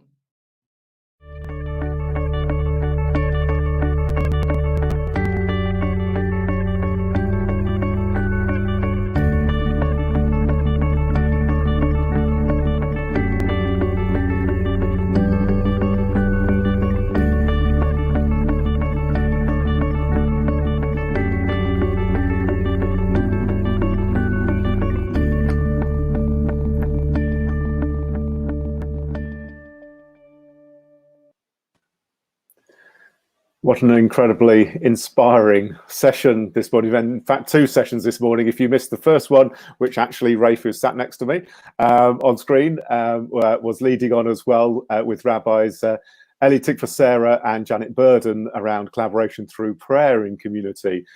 You can go back and watch that later on. But for now, we have a few moments break where if you just want to stay where you are, we will have some more inspiring stories from our podcast, Lily's Legacy. But in the meantime, you might also need to go and get yourself ready, get your equipment ready to come and pray with us at 11 a.m. this morning for our Shabbat morning service for this biennial weekend.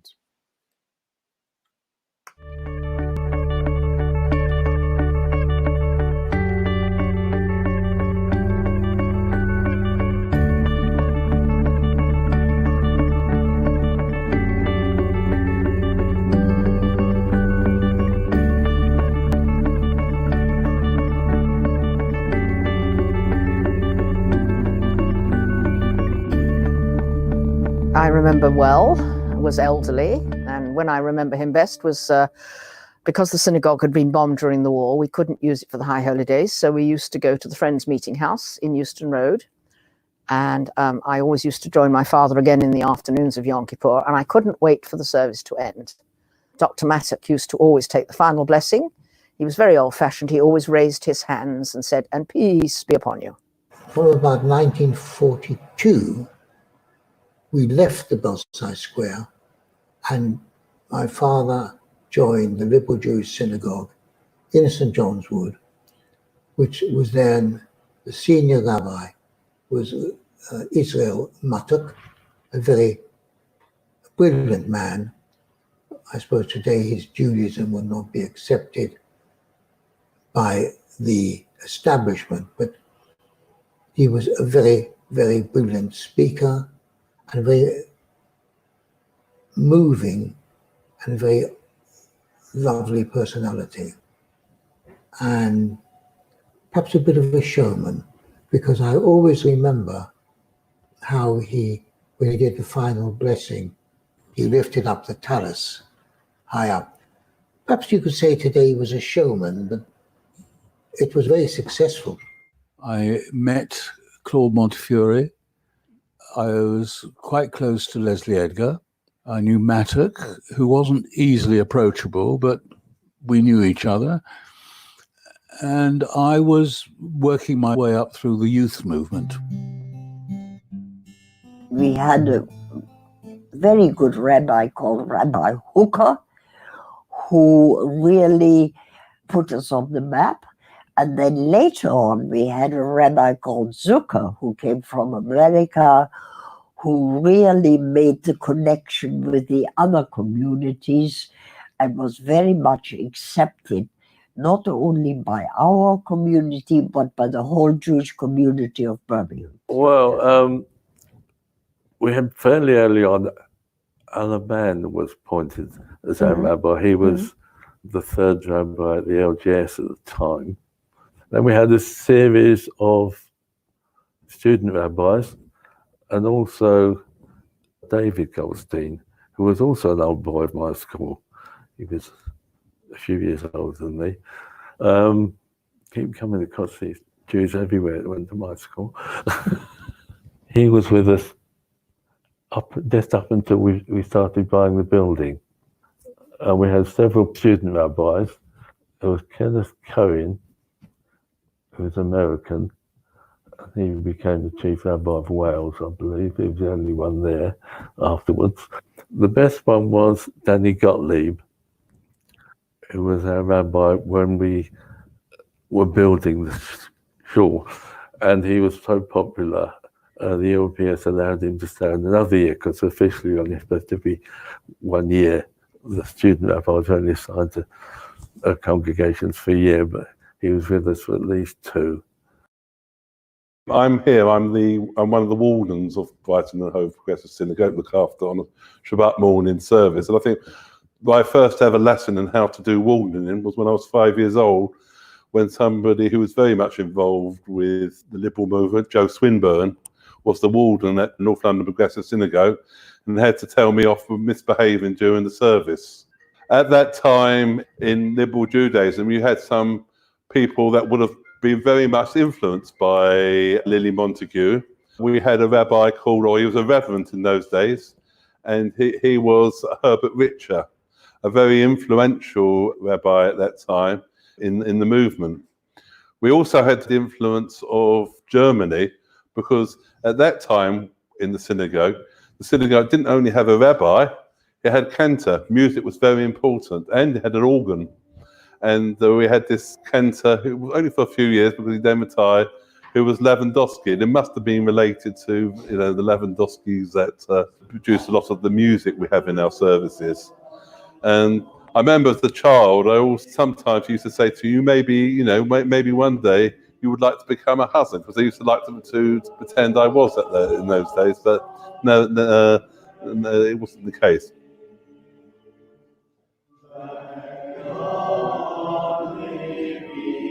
The minister was Reverend Herbert Richer. In those days, liberals called all their ministers reverends. Eventually, they became rabbis. Herbert Richer was really a dynamic person. I suppose I could call North London my alma mater synagogue, because all I learned was really from there.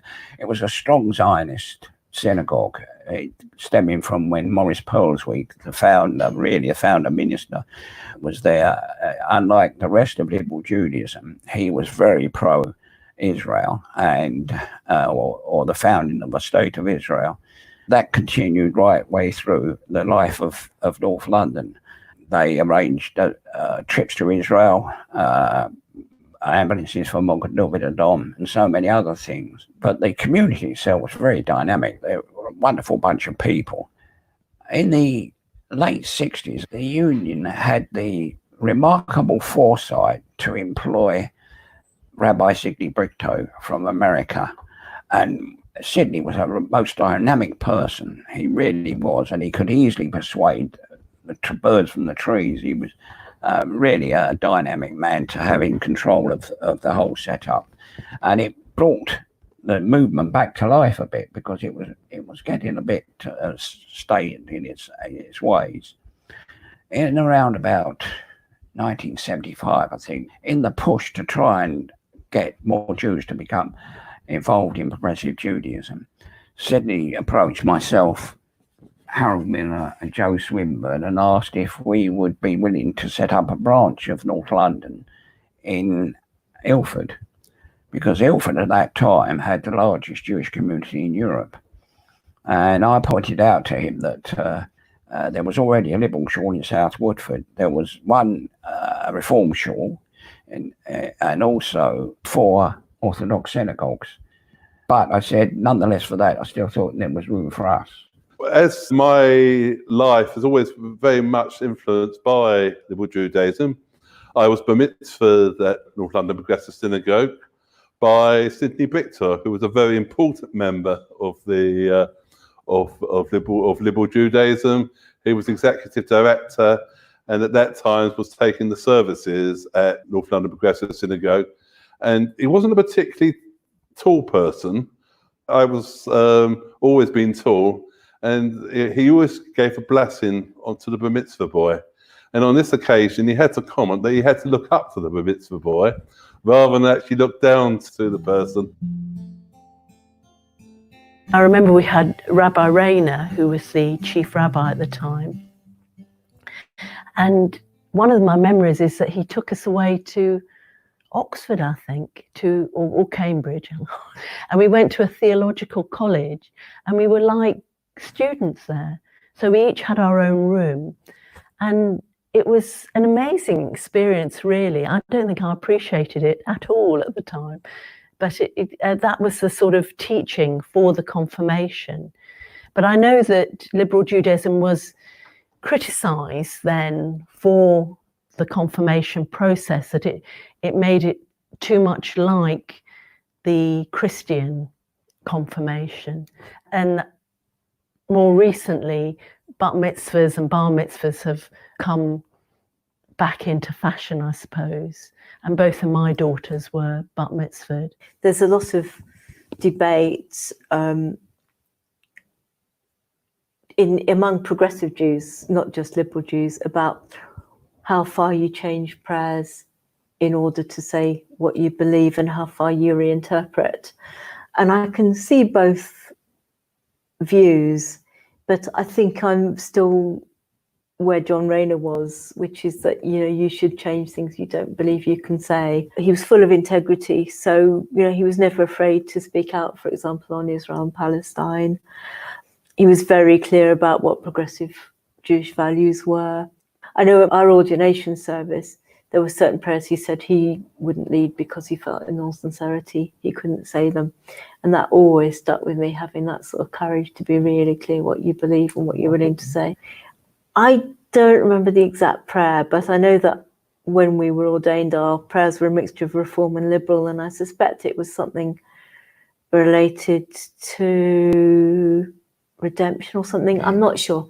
And at the same time, he was an innovator, and he reintroduced traditions to liberal Judaism. So he again made Judaism both more radical and more traditional. So he introduced a Tikkun Leil Shavuot for the night of Shavuot, which go on all night. And one of my great Jewish experiences in my 20s was going to that at the Liberal Jewish Synagogue and learning for a whole night with him. And like so many great teachers, it was who he was really, and it's sometimes just hard to say exactly. You can name some things, and I have, but they're also towering figures. And from what my dad and from what John said about Lily Montague, I think she was the same, that she just had this sort of aura about her. Both sets of parents, members of the United Synagogue, wouldn't hear of having me married in a liberal synagogue. So I consulted John Rayner, whom I knew very well, Rabbi John Rayner, as to what to do, because I didn't want to have an enormous row. He advised me it was okay to get married at Brixton. I got married at Brixton United Synagogue.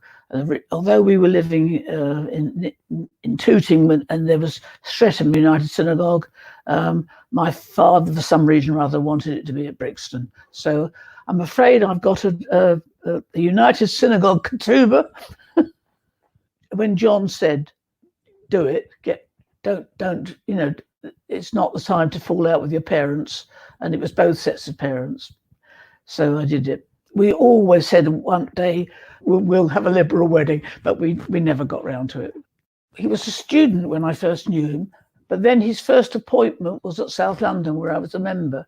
John was a mixture of very formal and serious, and the other side of him was telling jokes, just being a normal human being. I think many people only saw John's serious side, and of course, very academic, very knowledgeable indeed. I've seen him standing on his head.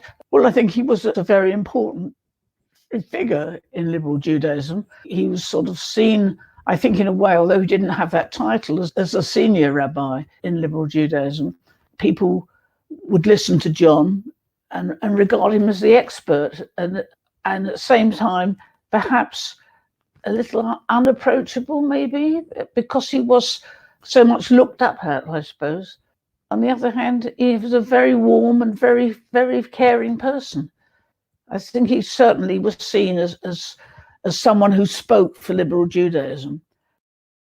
We got a phone call from Rosita Rosenberg, who was then administrative secretary of what was the ULPS.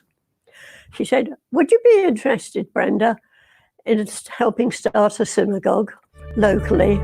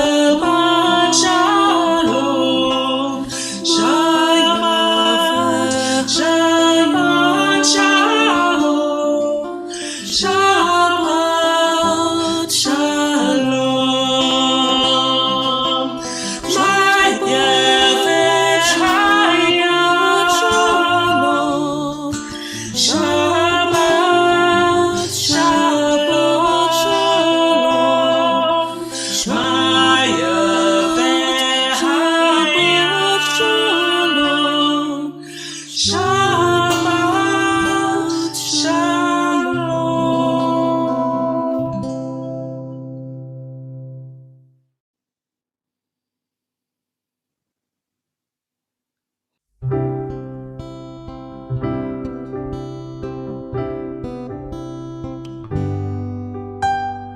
מה גדלו מעשיך היה,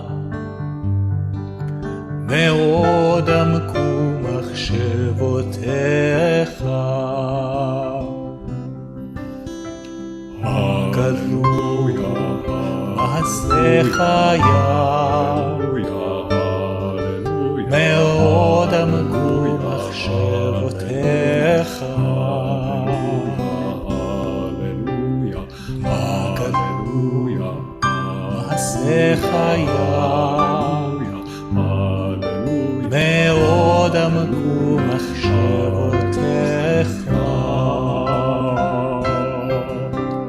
מה גדלו מעשיך היה, מאוד עמקו מחשבותיך.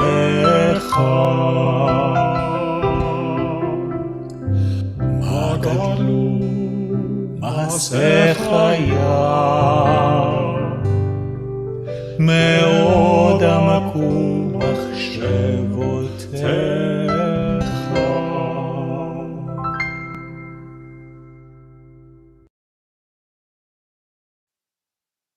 So Shabbat Shalom and a huge welcome to the whole of the liberal Jewish family. The whole of liberal Judaism is gathered here. We didn't know if we could do it, and here we are, biennial at home on our Shabbat morning service.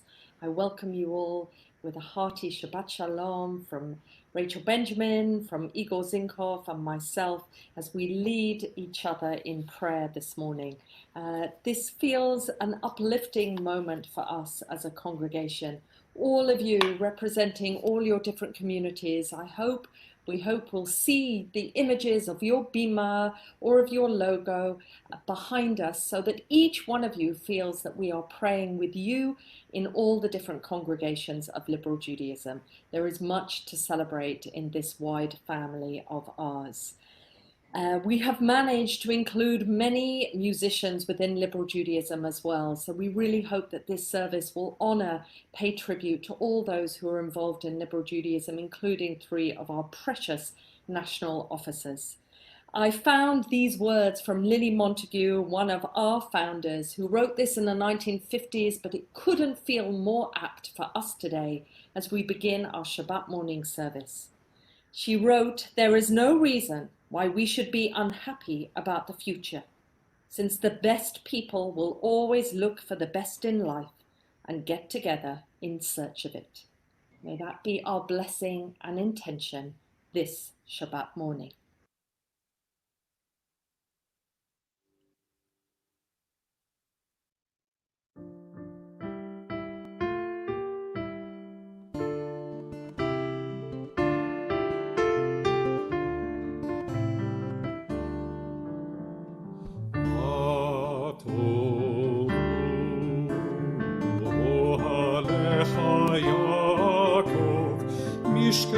משכנותיך ישראל, מה טוב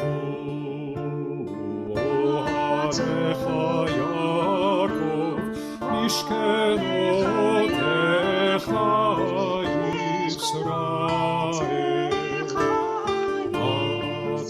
ישראל, מה טוב אוהליך יעקב, משכנותיך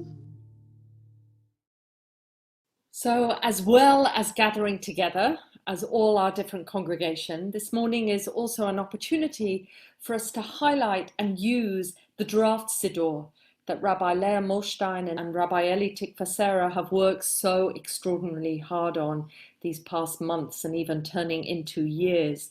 We have chosen what we feel is a beautiful service to try out for all of us. The layout, I think you'll all agree, is improved, and we'll be sharing the liturgy throughout the service, so you don't need to have your own. We're on page 3 as we're at the beginning of the Shabbat morning service with the beautiful prayer of Eloheinu Shama, the prayer that we offer every morning with a gratitude that our soul is back in our body and we are alive and well. Eloheinu Shama shenatata bi tohorahi, ata varata, ata yatsata, ata nafachta bi, vata meshamra bekirbi, vata artid litla mimeni lechaye olam, kol zman shenashama bekirbi, moda ani lefanecha, Adonai Elohei ve'Elohei dorot, ribon kol hamaasim, Adon kol hanishmaot, Baruch ata Adonai asher biyado nefesh kol chai, v'ruach kol basar ish. So one of the highlights of this draft Siddur for us, for Liberal Judaism of this moment, is to try out feminized Hebrew that felt daunting for many of us. Here is an alternative rendition of our morning blessings, the blessings we say first thing in the morning to offer gratitude, appreciation for what is going well in our life, where we come from, where we are going. And here, do follow with me on page 4 with the feminized Hebrew. Brucha at Shechina, Makor Chayenu, She'asitinu, Kidmut Eloah. Brucha at Shechina, Makor Chayenu, She'asitinu, Bet Yaakov, Leah, V'Rachel, Bilcha, V'Zilpa. Brucha at Shechina, Makor Chayenu, Zokefet, Kufufot. Brucha at Shechina, Makor Chayenu, Matira Asurot. Brucha at Shechina, Makor Chayenu, Malbisha Arumot. Brucha at Shechina, Makor Chayenu, Hamchina Mitzadenu, Ale Adama. Nothing could bring us more honor than Leah and Eli having included words from Rabbi John Rayner, Zichrono Livracha, and these words make so much meaning to all our Shabbat services, all our liturgy.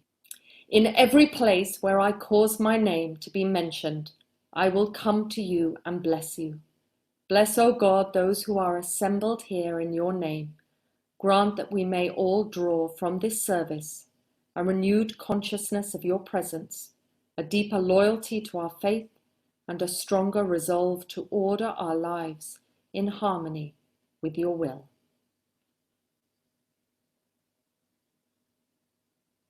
Join me at home with your mute button on.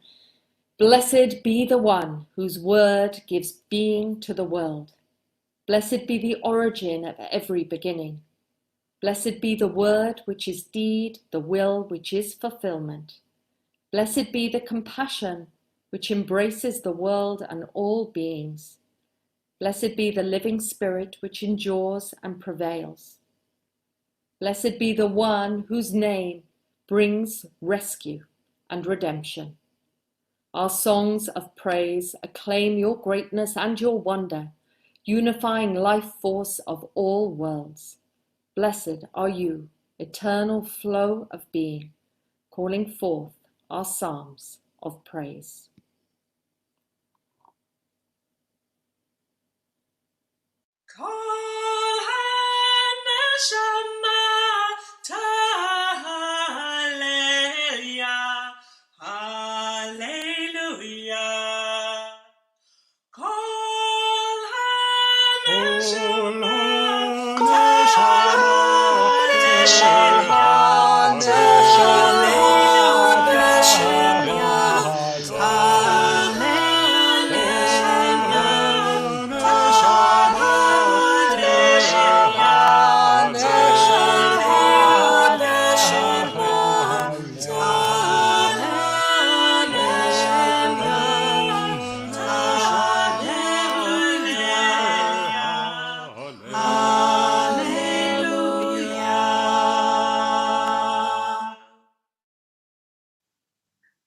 It is custom to stand up before certain prayers in Judaism.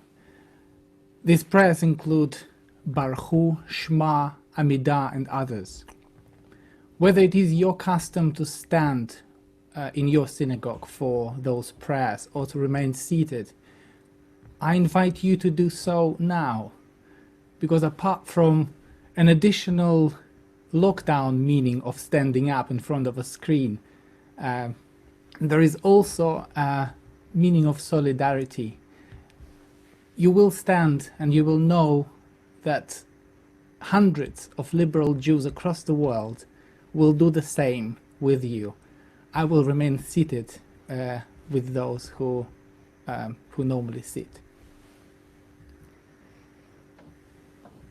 ישתבח שמך לעד מקור חיינו, רוח חזקה וקדושה בשמיים ובארץ, כי לך נא שכינה מקור חיינו וחיי דורותינו, שירה ושבחה, הלל וזמרה, ברכות והודאות, מעתה ועד עולם. ברוכה תהיה רוח מלאה תשפחות, הם ההודעות אינן נפלאות, המחזרת שירי זמרה, שכינה בתוכנו, חייך עולמים.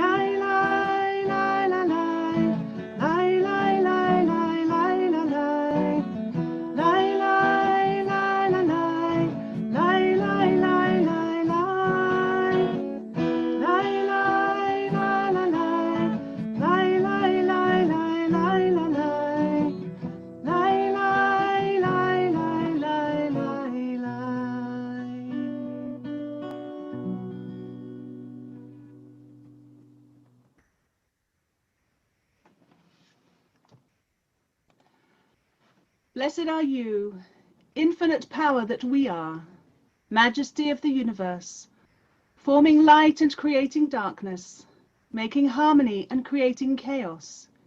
You, O infinite, do all this. You fill and embrace all things, guiding your universe as it folds and evolves, turning planets, suns, and galaxies in their celestial dance, moving the atoms, molecules, and cells that are our very being. In your compassion, you let the sun shine upon the earth and on all creatures that live here. In your goodness, you renew day after day the work of creation.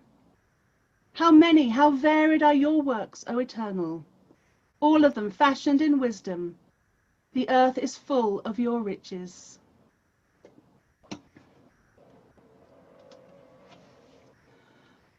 Ahava Rabbah Ahavatnu, how greatly we feel your love, eternal God, and how tenderly your compassion surrounds us, our source and our strength. Generations of our people trusted in you, for you taught them the laws of life. Continue to teach us, graciously strengthening our will to discern wisdom and become enlightened. May we hear you as we learn and teach, keep and act upon the words of your Torah. Let our eyes see by the light of your teaching. Guide us to fulfill your mitzvot. In integrity of heart, let us feel love and awe for your name, for you have called upon us to declare your unity with love. Brucha at Yah, habocheret be'ama Yisrael be'ahava. We bless you, source of life and love, for calling your people Israel.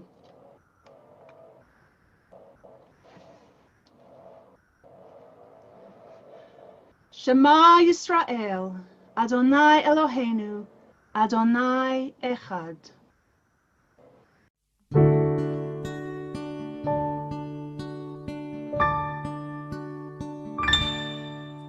Shema Yisrael, Adonai Eloheinu, Adonai, Adonai Echad.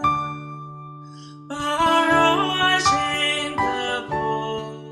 Shem Kavod Mahuto, Leolam, Leolam. Shema Yisrael, Adonai Eloheinu, Adonai, Adonai Echad. Baruch Shem Kavod Malchuto, Leolam, Leolam.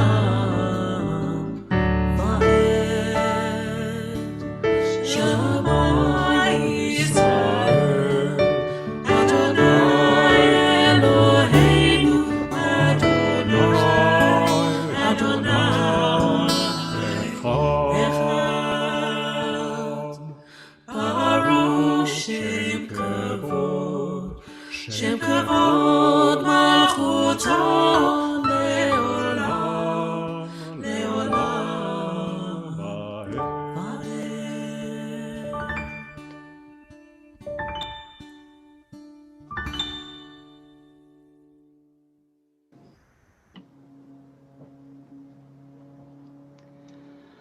ואהבת את אדוני אלוהיך, בכל לבבך ובכל נפשך ובכל מאודיך. והיו הדברים האלה, אשר אנוכי מצווך היום על לבביך, ושיננתם לבניך ודיברת בם, בשבתך בביתך, ובלכתך בדרך, ובשוכבך ובקומך, וקשרתם לאות על ידיך, והיו לטוטפות בין עיניך, וכתבתם על מזוזות ביתך ובשעריך.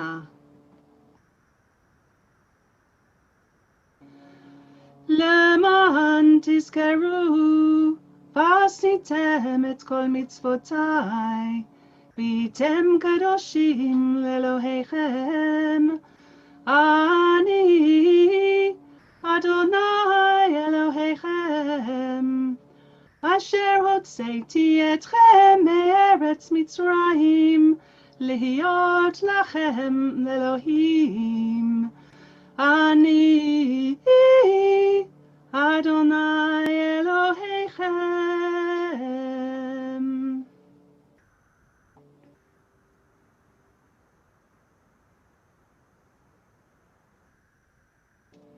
Truth is not the best loved of virtues, and yet it is one of the noblest, as it is perhaps the hardest of them all. It needs courage and resolution and strength of will. It must be loved for its own sake, or it will not be practiced.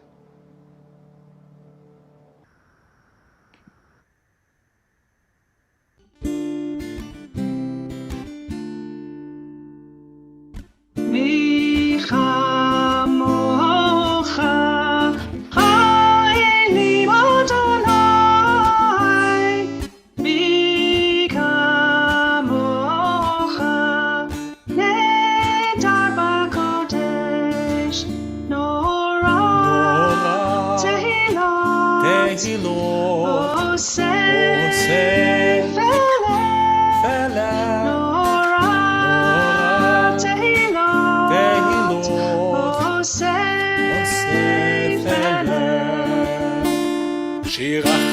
ישר שבחו גאולים לשמך על שפת הים יחד כולם הודו והמליכו ואמרו אדוני ימלוך לעולם ועד אדוני ימלוך לעולם ועד.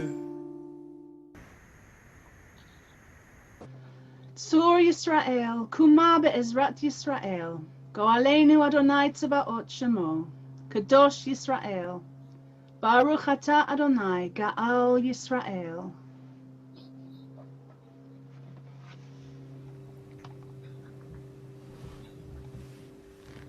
We've come to the next part of the service, which is Amidah, and I invite you to stand or remain seated, whatever your custom is. Adonai sefatai tiftachu fi yagid teilatecha.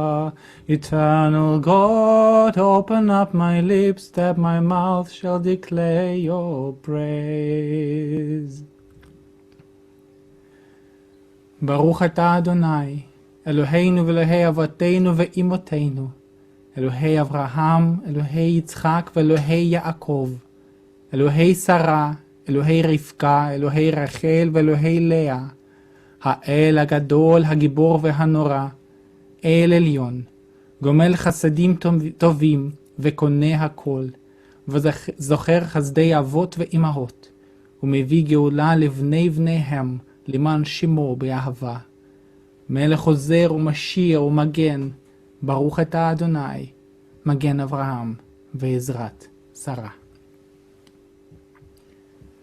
את גיבורה לעולם חוויה, מחיה מתים את רבה להושיע. משיבה מרוח ומרידה הגשם, מזריחה השמש ומרידה טל.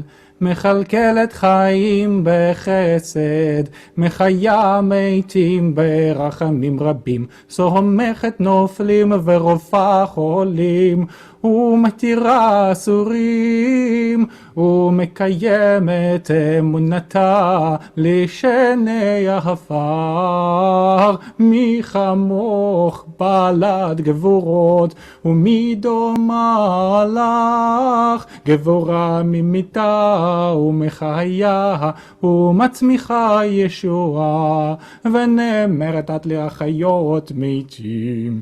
ברוכת חוויה מחיה המתים. נקדש את שמך בעולם, כשם שמקדישים אותו בשמי מרום, ככתוב על יד נביאך, ככתוב על יד נביאך. קדוש, קדוש, קדוש, אדוני צבאות, מלוך כל הארץ. כבודו, כבודו מלא עולם, ברוך כבוד אדוני ממקומו.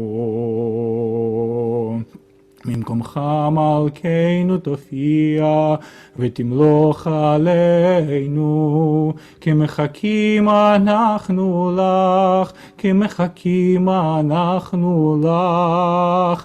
ימלוך אדוני לעולם, אלוהיך ציון לדור ודור. הללויה, לדור ודור נגיד גודלך, ולנצח נצחים קדושתך נקדיש, ושבחך אלוהינו מפינו לא ימוש לעולם ועד. ברוך אתה אדוני האל הקדוש.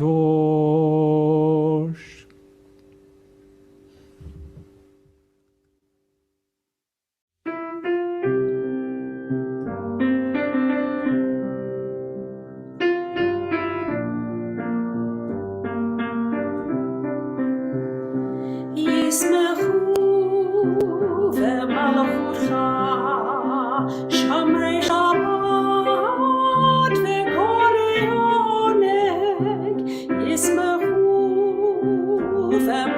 מלכותך, שומרי שבת וקוראי עונג, ישמחו במלכותך, שומרי שבת וקוראי עונג, ישמחו במלכותך, שומרי שבת וקוראי עונג.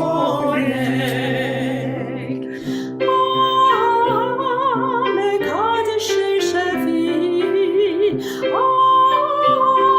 מקדשי שבי, כולם ישמחו ויתענגו, ישמחו ויתענגו מטובך, ישמחו במלכותך, שומרי שבת וקוראי עונג, ישמחו במלכותך, שומרי שבת וקוראי עונג. חמדות ימימות הוקרת, חמדות ימימות הוקרת, זכר למעשה בראשית, זכר למעשה בראשית, ישמחו במלכותך, שומרי שבת וקוראי עונג, ישמחו במלכותך, שומרי שבת וקוראי עונג.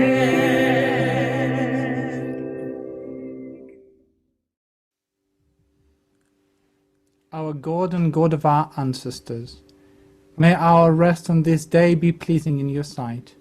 Sanctify us by your commandments and make us loyal to your teaching.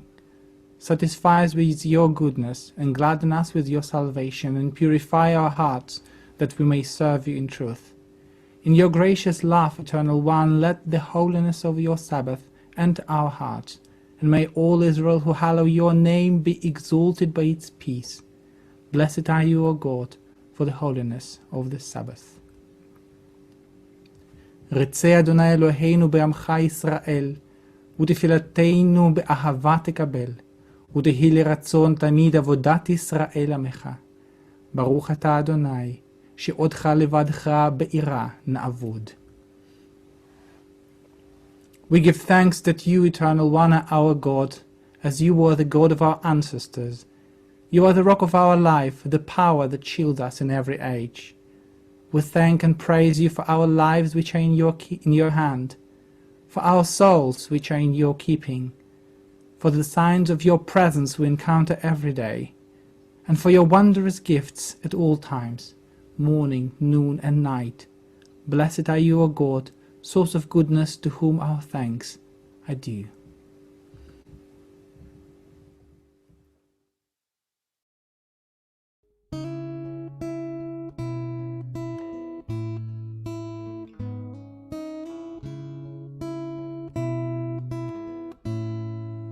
שים שלום, טובה וברכה. שים שלום, טובה וברכה. שים שלום,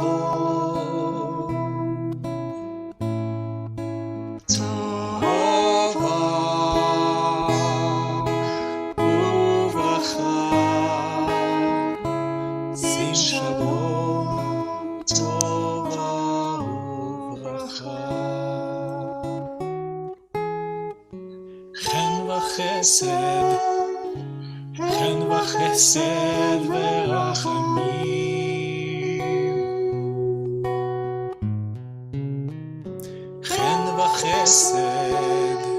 חן וחסד ורחמים, ורחמים.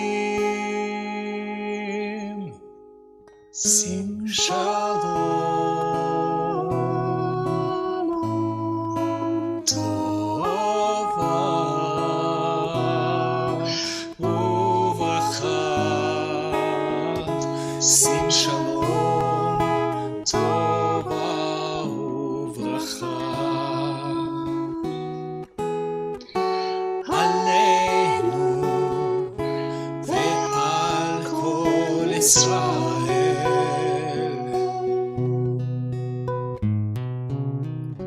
עלינו ועל כל ישראל עמך שים שלום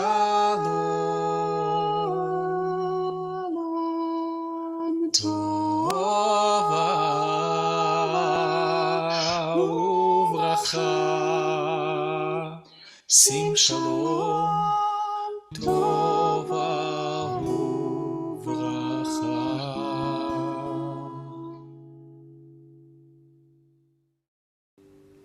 Blessed are you, eternal one, our God, the source of peace. Let's take a few moments for silent prayer and personal reflection and meditation.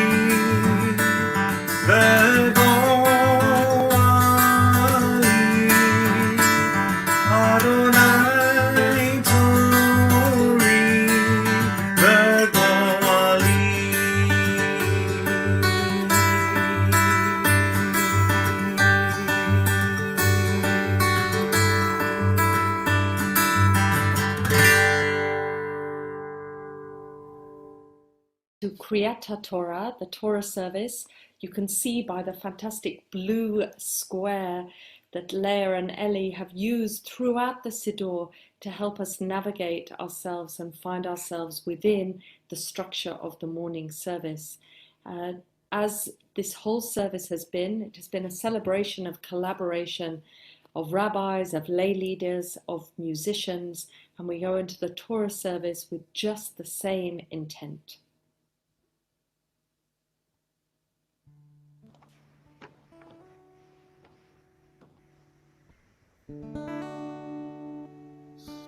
We are the people of the Word, and the breath of the Word fills our minds with light. We are the people of the Word, and the breath of life sings through us playing on the pipes of our bones and the strings of our sinew. An ancient song carved in the Laurentian granite, and new as a spring azure butterfly, just drying her wings in a moment's splash of sun. We must live the word and make it real.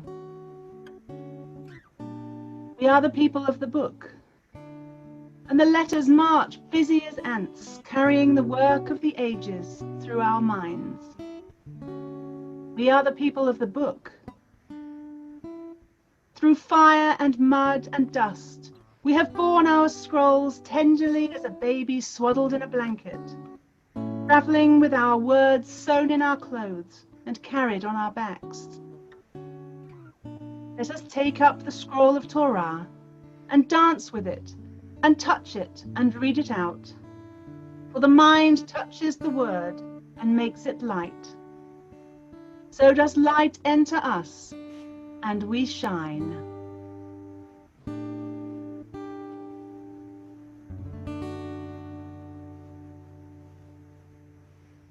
So, as we turn towards our Torah reading, I wanted to share with you all, Raphael, my youngest son, and I visited Rome last autumn. Clearly, such memories of travel feel a lifetime ago. We cycled part of the Appian Way. It was idyllic, as you can imagine, but the most extraordinary sight for us was a stone set at the edge of the Appian cobbled path outside an old villa, engraved with the names Baruch, Zabda, Valerian, Akiva.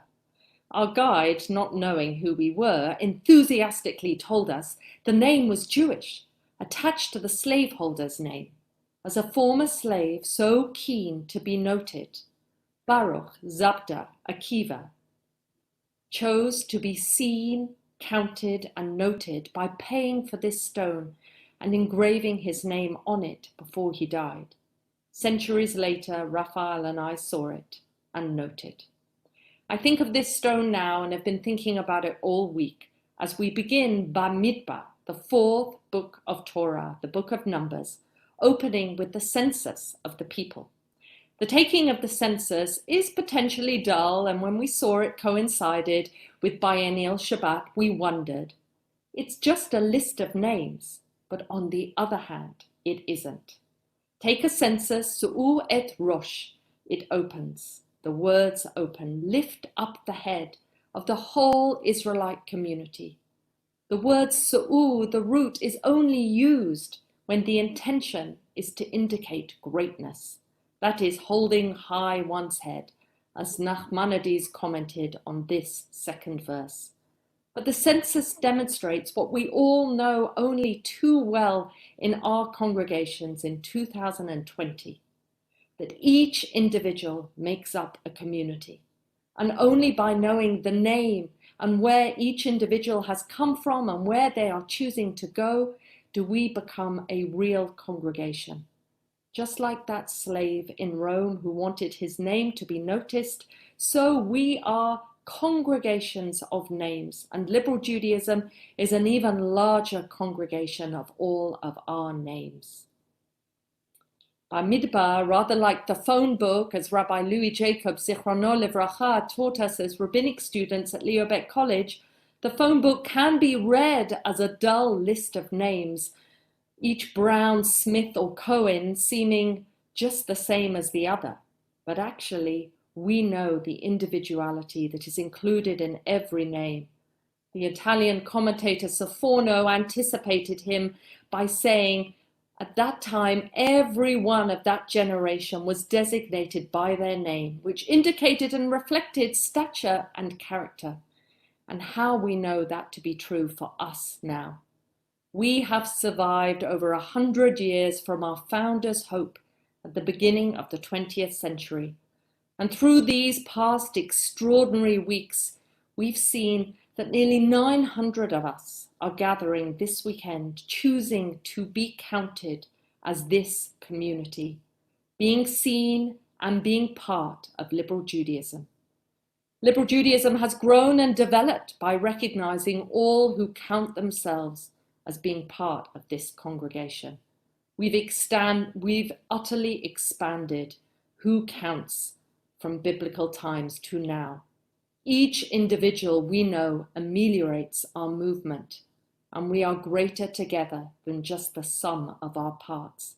We know that showing up for each other and our values is the ultimate way of being counted. Just showing up for each other and to be part of our communities.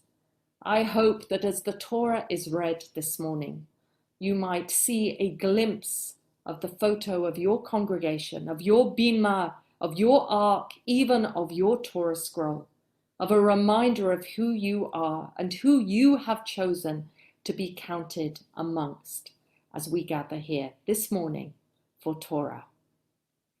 So I am delighted to be able to call up our acting chair of Liberal Judaism, Ruth Seeger. Ta'amod, Ruti, Bat Eric, V'Julie, Levarech et HaTorah. Baruch Hu et Adonai Hamavarach. Baruch Adonai Hamavarach Ve'alam Ba'ed. Baruch Atah Adonai, Eloheinu melech ha'olam, asher bachar banu mikol ha'amim, v'natan lanu et Torato. Baruch Atah Adonai, noten ha'Torah.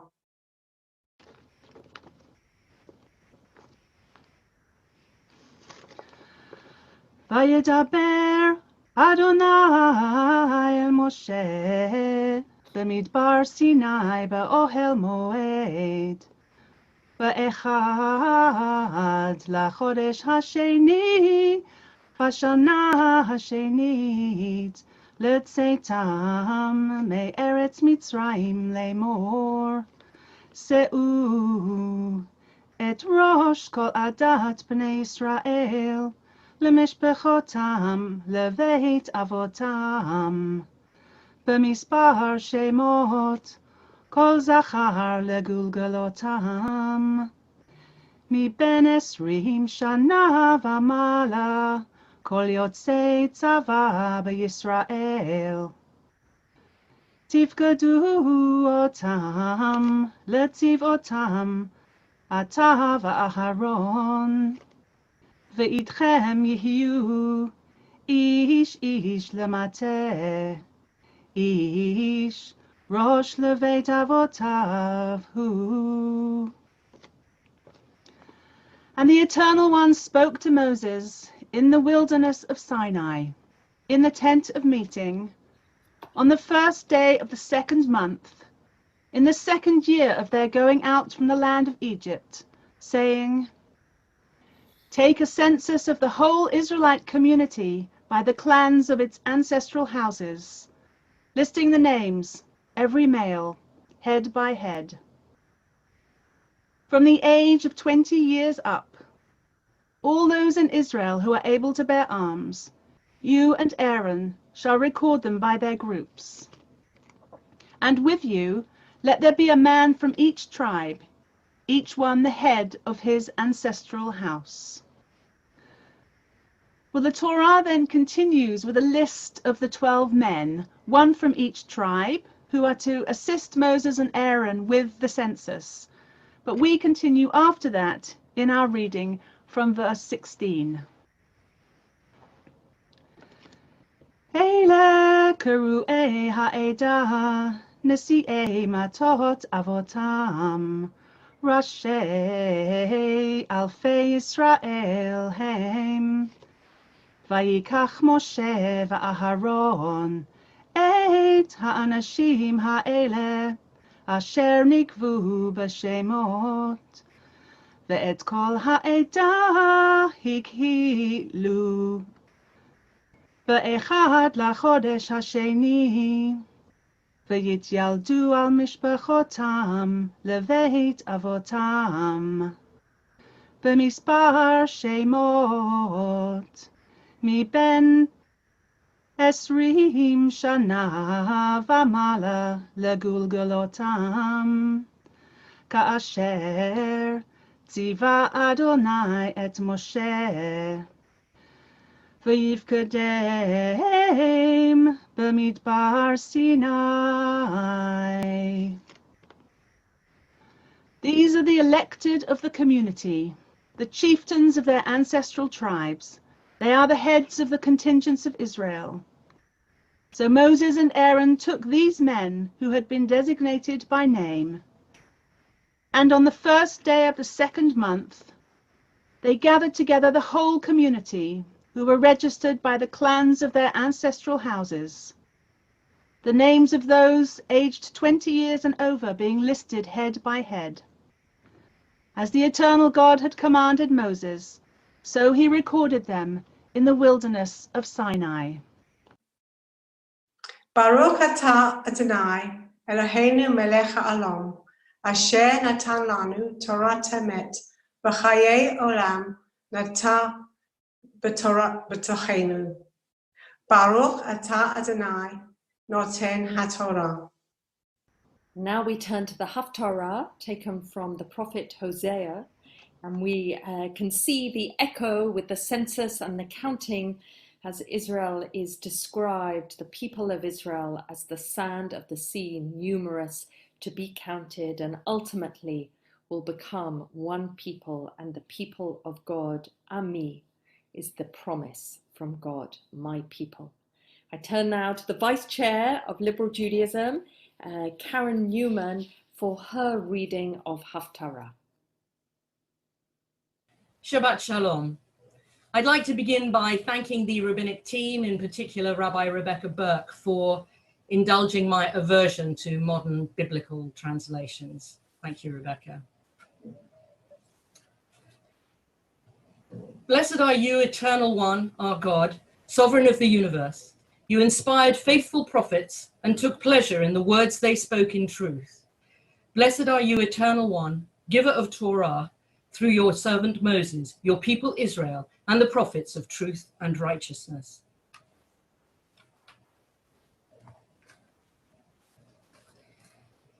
Yet the number of the children of Israel shall be as the sand of the sea, which cannot be measured nor numbered.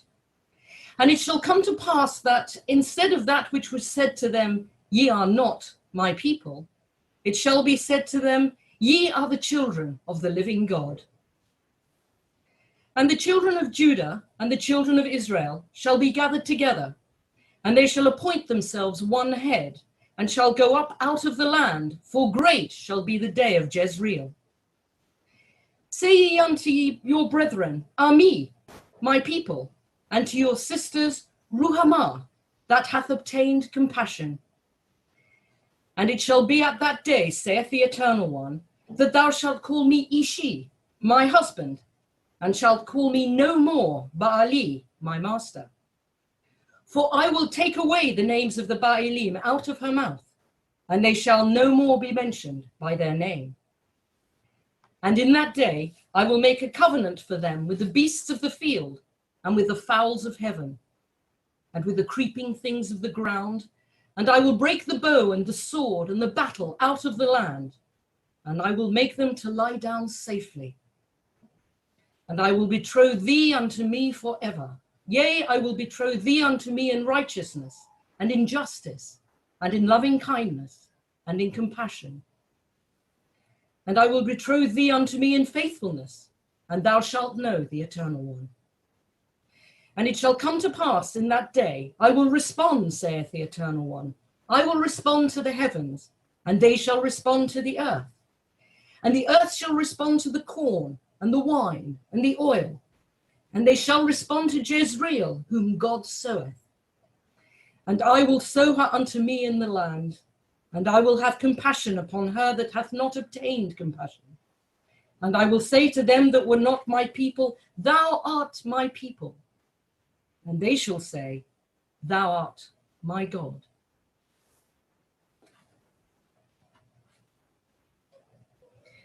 Blessed are you, Eternal One, our God, Sovereign of the universe. You have been our source of strength and righteousness throughout the ages, the faithful God whose word is deed, whose every word is true and just. For the Torah, for the divine service, for the prophets, and for this Sabbath day, which you, Eternal One, our God, have given us for holiness and rest, for honor and beauty. For all these we offer thanks. May your name be blessed by all the living forever. Baruch atah Adonai, Makadesh HaShabbat. Blessed are you, Eternal One. You make the Sabbath holy. And now we honour our third national officer, Robin Moss, Officer for Strategy for Liberal Judaism, who will lead us in the community blessings. Eternal God, whose presence fills the universe, we ask your blessing for our Sovereign Lady, Queen Elizabeth, and all the royal family, for those who govern our country, and for all who influence the quality of its national life. Make them conscious of their responsibility and teach them to exercise it in accordance with your will, and in the interests of, in particular, the vulnerable, the poor, and the marginal. May we all help to fashion in this country a society that excels in freedom and justice, tolerance and compassion, equality and diversity, so that it may be a force for righteousness and peace in the life of humanity. And let us say, Amen. Eternal God, as you blessed our ancestors in generations past, bless now this congregation, its leaders and its members, and all who enter this virtual synagogue to meet, to study, and to pray. Comfort the sorrowing hearts among us and heal those in anxiety or pain. We pray that we may all find here community and friendship, renewal of purpose and hope, a deeper understanding of our heritage, and a sense of your abiding presence. Bless all congregations of the House of Israel throughout the world. Let those who live under oppressive rule soon be free, and may we all unite to witness to your truth and do your will. As the conflict between Israelis and Palestinians continues to rage decade after decade, to pray for peace seems a hopeless and naive folly.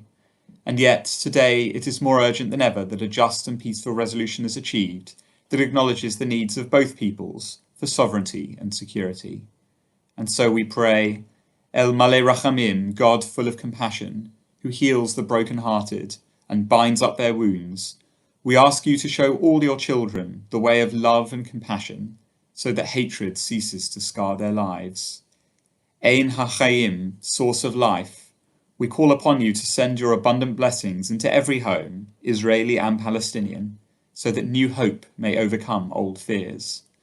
Adonai Tzaddik, Righteous One, who exhorts us to pursue justice, we fervently pray that a spirit of righteousness may prevail, so that both peoples find the courage to reach a just settlement of their differences.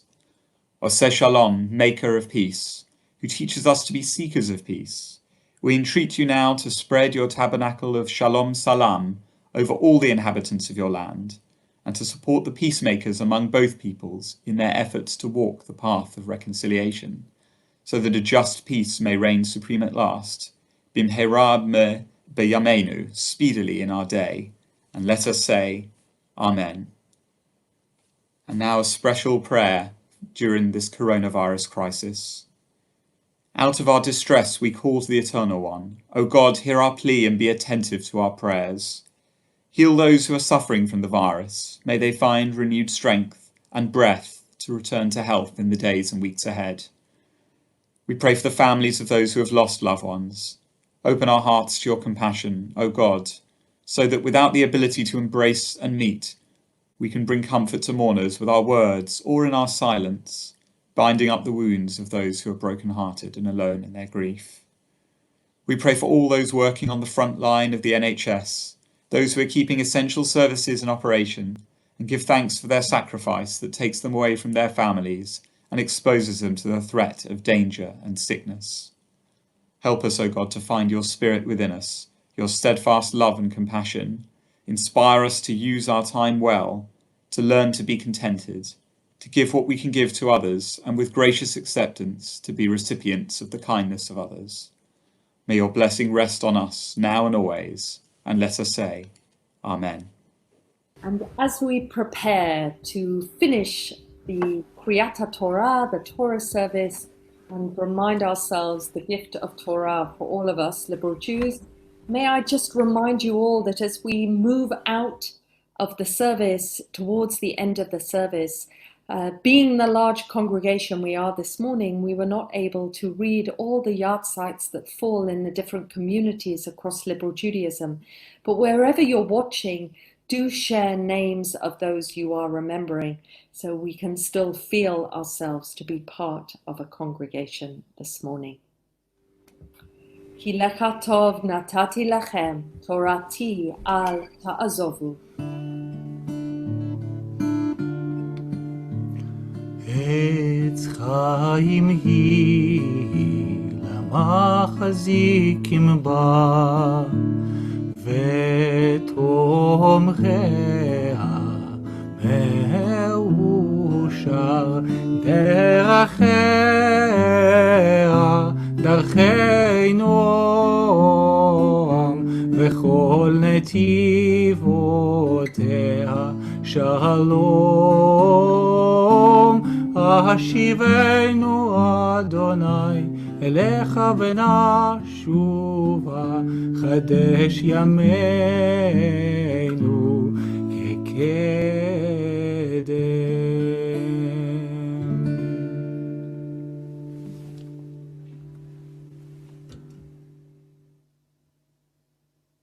Rabbi Renee Fertzel, who has led the whole Biennial Committee when we were destined to gather together in real time and now virtually. Renee preaches this morning. Shabbat Shalom to you all. I know that you're sitting in your home and you're watching to this streaming of Dvar Torah for the Shabbat morning. So let's start to connect with some music.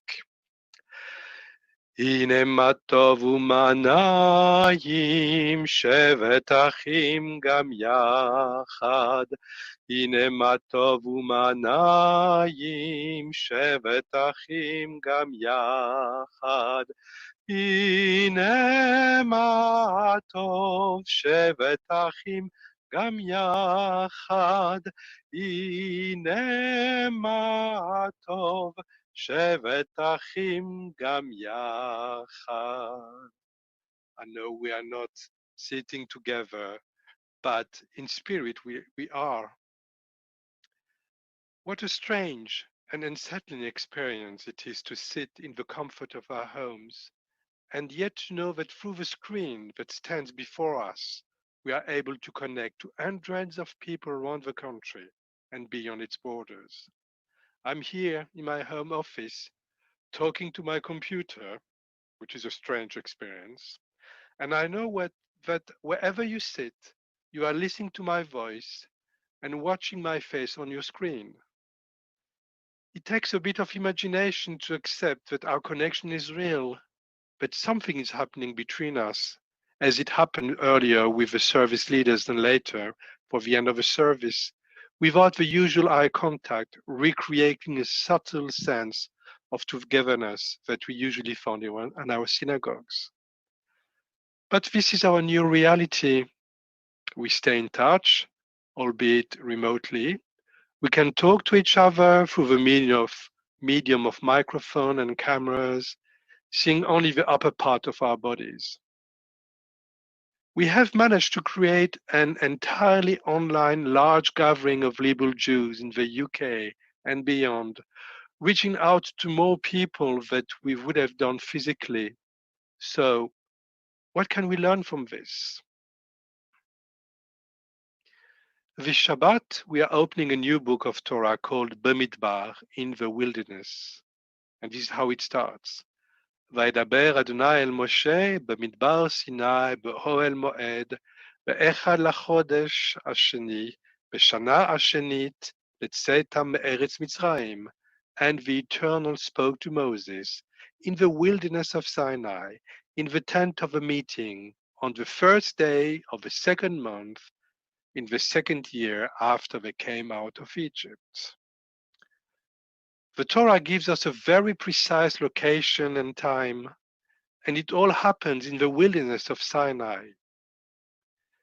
The book starts with the census of the people, following by the start of their wanderings in the desert, organized around the tabernacle that was built in the previous book.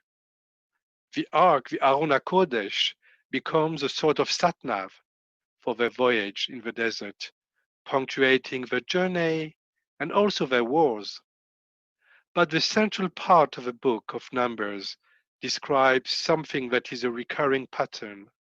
They're upset, anxious, distraught, and then they rebel against God, Moses and Aaron, moaning about the land they just left, and also expressing their fears for the future. There is here a very interesting dynamic between God and Moses. God gets angry, wants to punish the people, and Moses acts as an intercessor, trying to appease God's anger. It is quite hard to see God as a petulant, somehow impatient God. Torah teaches us here that life is hard, it is a learning curve, and we need to listen to the voice of a peacemaker, the one who gives perspective, as Moses did. I think today we can all relate to our ancestors' anxiety, to this deep sense of uncertainty that we're experiencing in the wilderness. They have left a world that was, if not entirely acceptable, at least familiar to them. They knew its unwritten rules, how to avoid its pitfalls, and then they took a leap of faith, trusted Moses, fled Egypt in a very dramatic way. What happens now? What is this promised land that Moses mentions all the time? The similarities with today's are rather striking. We have left behind a world in a dramatic way. We have been thrown into a new reality with this invisible virus lurking about, smiting people with unpredictable might and gravity. And we don't know where we are heading to. We don't know how the new world that awaits us will look like. We are being tried. We are being tested. Some of us have sadly lost their lives. Some of us have lost loved ones without the solace and comfort normally offered by our tradition. Some of us have been into hospital fighting the virus or have suffered what they call milder symptoms. A large majority of us won't, thankfully, experience this virus. But we are all like our ancestors in our personal wilderness, going through this time with anxiety, revolt, despondency, and sometimes guilt. Sometimes during the same day, we grapple with a whole range of emotions because we have given up, we have lost a major delusion. We have come to realize that we are not in control of our lives. How do we adjust to this new reality? How do we accept our powerlessness? Accepting that we do not have much control over our lives is actually a liberating thought because it opens the possibility of a new world. It helps us to fight our inertia and to accept change. The world of tomorrow cannot and will not be like the world of yesterday. This pandemic has changed everything. The way we see the role of the government, the importance of a collective versus individualism, the necessity of working together to alleviate the burden of the suffering, the need for communities as places of solace and comfort, even virtually and remotely.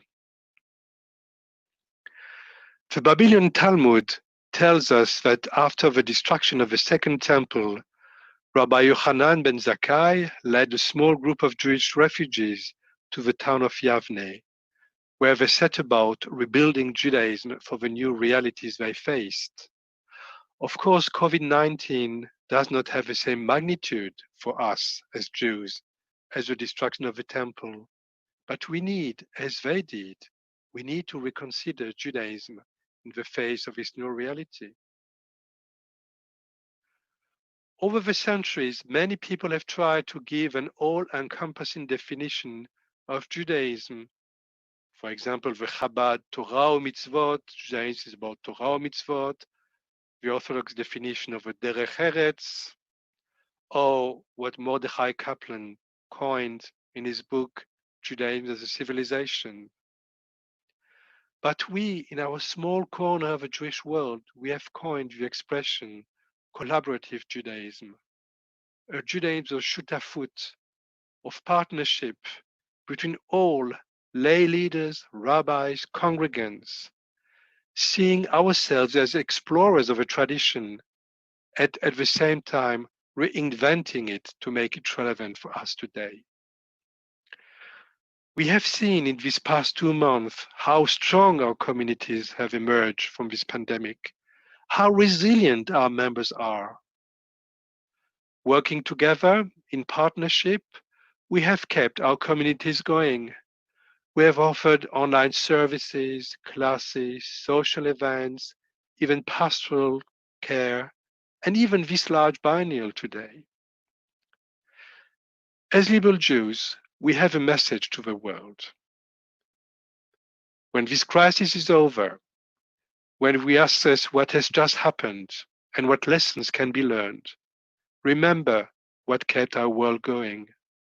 Not the powerful ones, not the rich ones, but the humble ones, those whom you have called key workers, all these people who have looked after you when you were ill in hospitals, all these people who have made sure that food was available in our supermarkets, who have cared for our elderly, who have collected our bins, who have delivered parcels and food.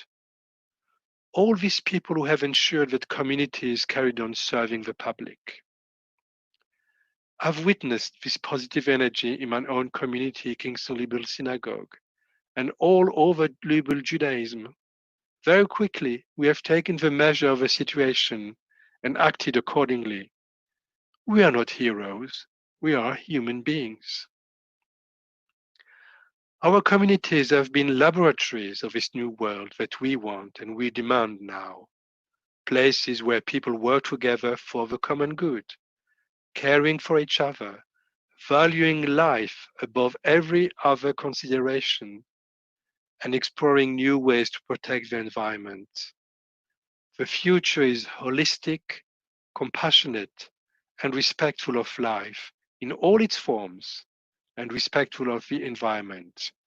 That is our mission as liberal Jews, and that is our message to the world. Ken Yeh Ratzon, may it be God's will. Shabbat Shalom. We are going to conclude our service with the words of a vision of an ideal future expressed in the prayer Aleinu.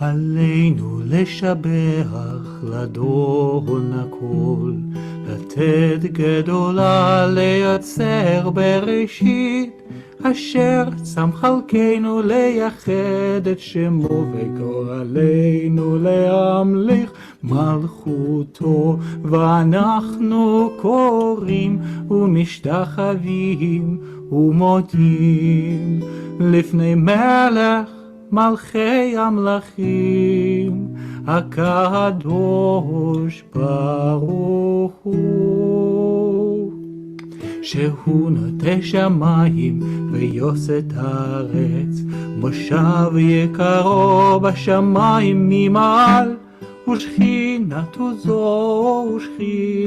זו בגובי מרומים. הוא אלוהינו עינות, אמת מלכנו אפס זולתו, ככתוב בתורתו, וידעת היום והשבות אל לבביך, כי אדוני הוא האלוהים בשמיים ממעל, ועל הארץ מתחתנו.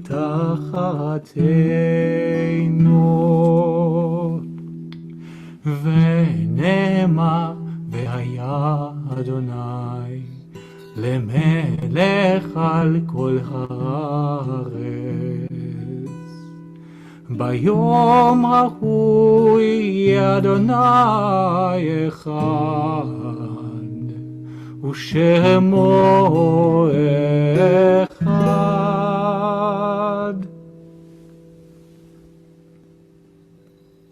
So as we turn to the Kaddish, we wanted to share the reflection, meditation in this Siddur from Rabbi Sheila Schulman, Zichrona Levracha. We recognize that each of us is not so much a person as a world, or rather the bearer in him, in her or his self of a world. A unique, irreplaceable, populated world, linked by a myriad threads to other such worlds, and that if, when, someone dies who's been part of our life, there is a rent in the universe, like a star vanishing, but that like a star vanishing, that world leaves traces in us as a star does in space, so that we mourn, but we remember. And we know there will be a living trace of that person in our consciousness always.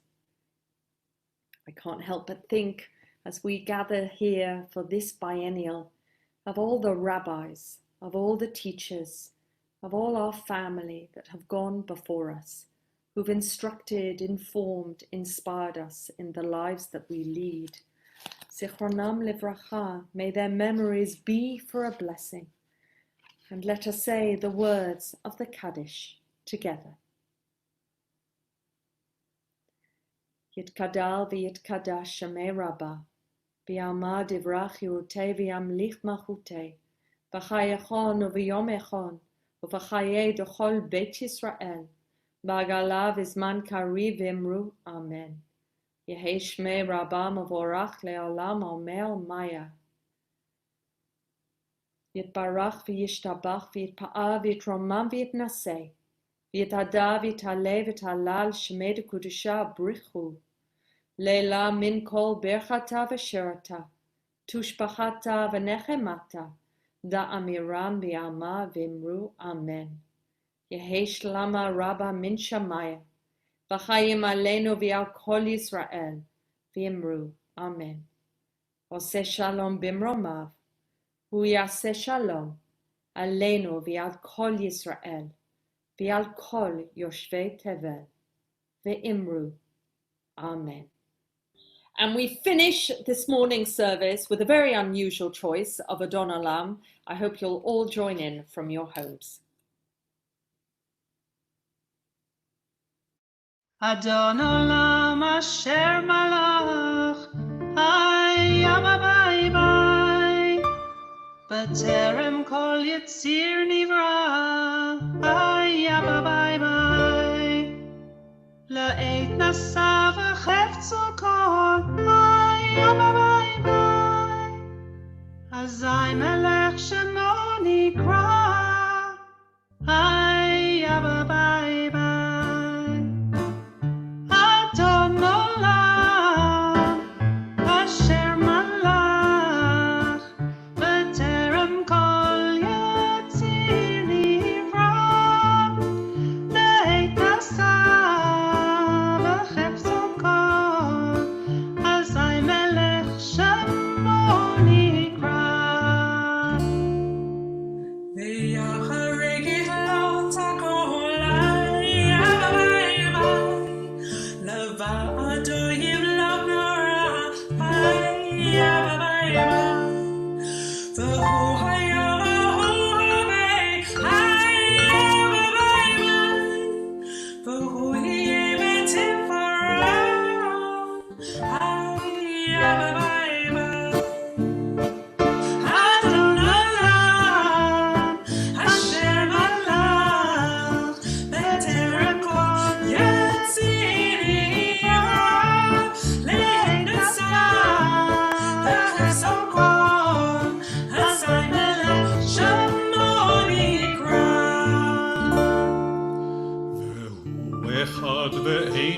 שני היה ביי ביי להמשיל או להחבירה היה ביי ביי בלי ראשית בלי תכלית היה ביי ביי ולא העוז והמשרה היה ביי ביי אדון עולם השם מלך בטרם כל יציר נברא ואין עשה בחפצו כל אז המלך שמו נקרא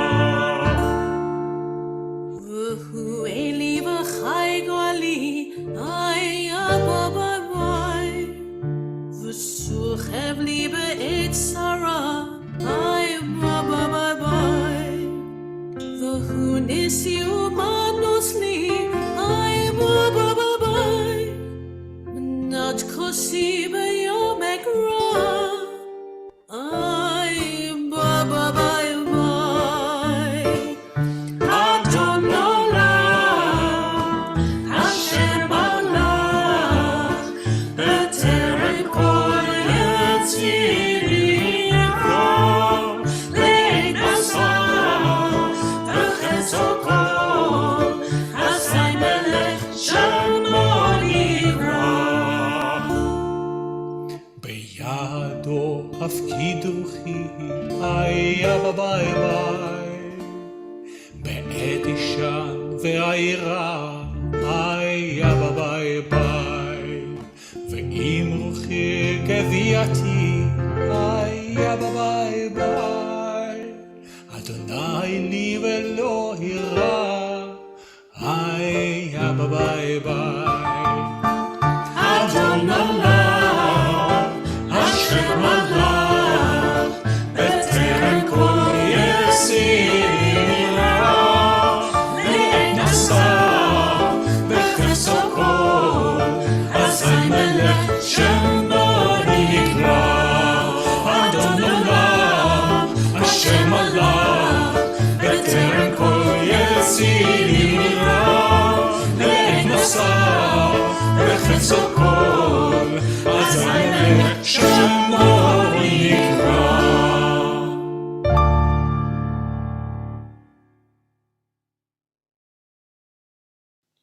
So as we've reached the end of our service, we pass over to our President of Liberal Judaism, Rabbi Dr. Andrew Goldstein, for the final blessing for all of us. Asked to give a final blessing at this innovative and groundbreaking service, my mind went immediately to the words of the second Isaiah, who's also living in confusing and difficult times. Speaking God's words, he said, "Va'adchechu va'ashalem nuchami lo." I will guide them and give them comfort. And we pray that this service today and this unique conference has given us all guidance and comfort and encouragement. Isaiah continued, Borei needs safatayim. May words of praise be on our lips. Yes, words of praise has been brought to our lips and gratefulness in our minds for the ingenuity and hard work that has brought this service to our homes and brought us together as a large liberal Jewish family. And Isaiah's final words of blessing, Shalom, Shalom l'rachok v'lekarov, Amar Adonai. Peace, peace and well-being be to those who are far away and those who are near, says your God. And Shabbat Shalom. But now I will make Kiddush, and maybe you can do the same at home, or maybe you will do it a little later. And so if you want to join with me, please, let's start by singing. V'shamru b'nei Yisrael et HaShabbat, Lazot et HaShabbat, Ladorotam berit olam. ביני ובין בני ישראל, אותי לעולם. כי ששת ימים מסר אדוני את השמיים ואת הארץ, וביום השביעי שבת וינפש. Remember the Sabbath day to keep it holy. And let's sing together. Baruch atah Adonai Eloheinu melech haolam, borei peri hagafen. Amen.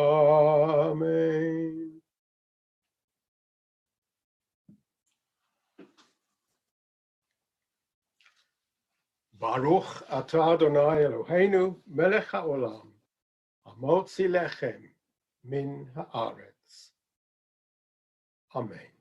Shabbat Shalom.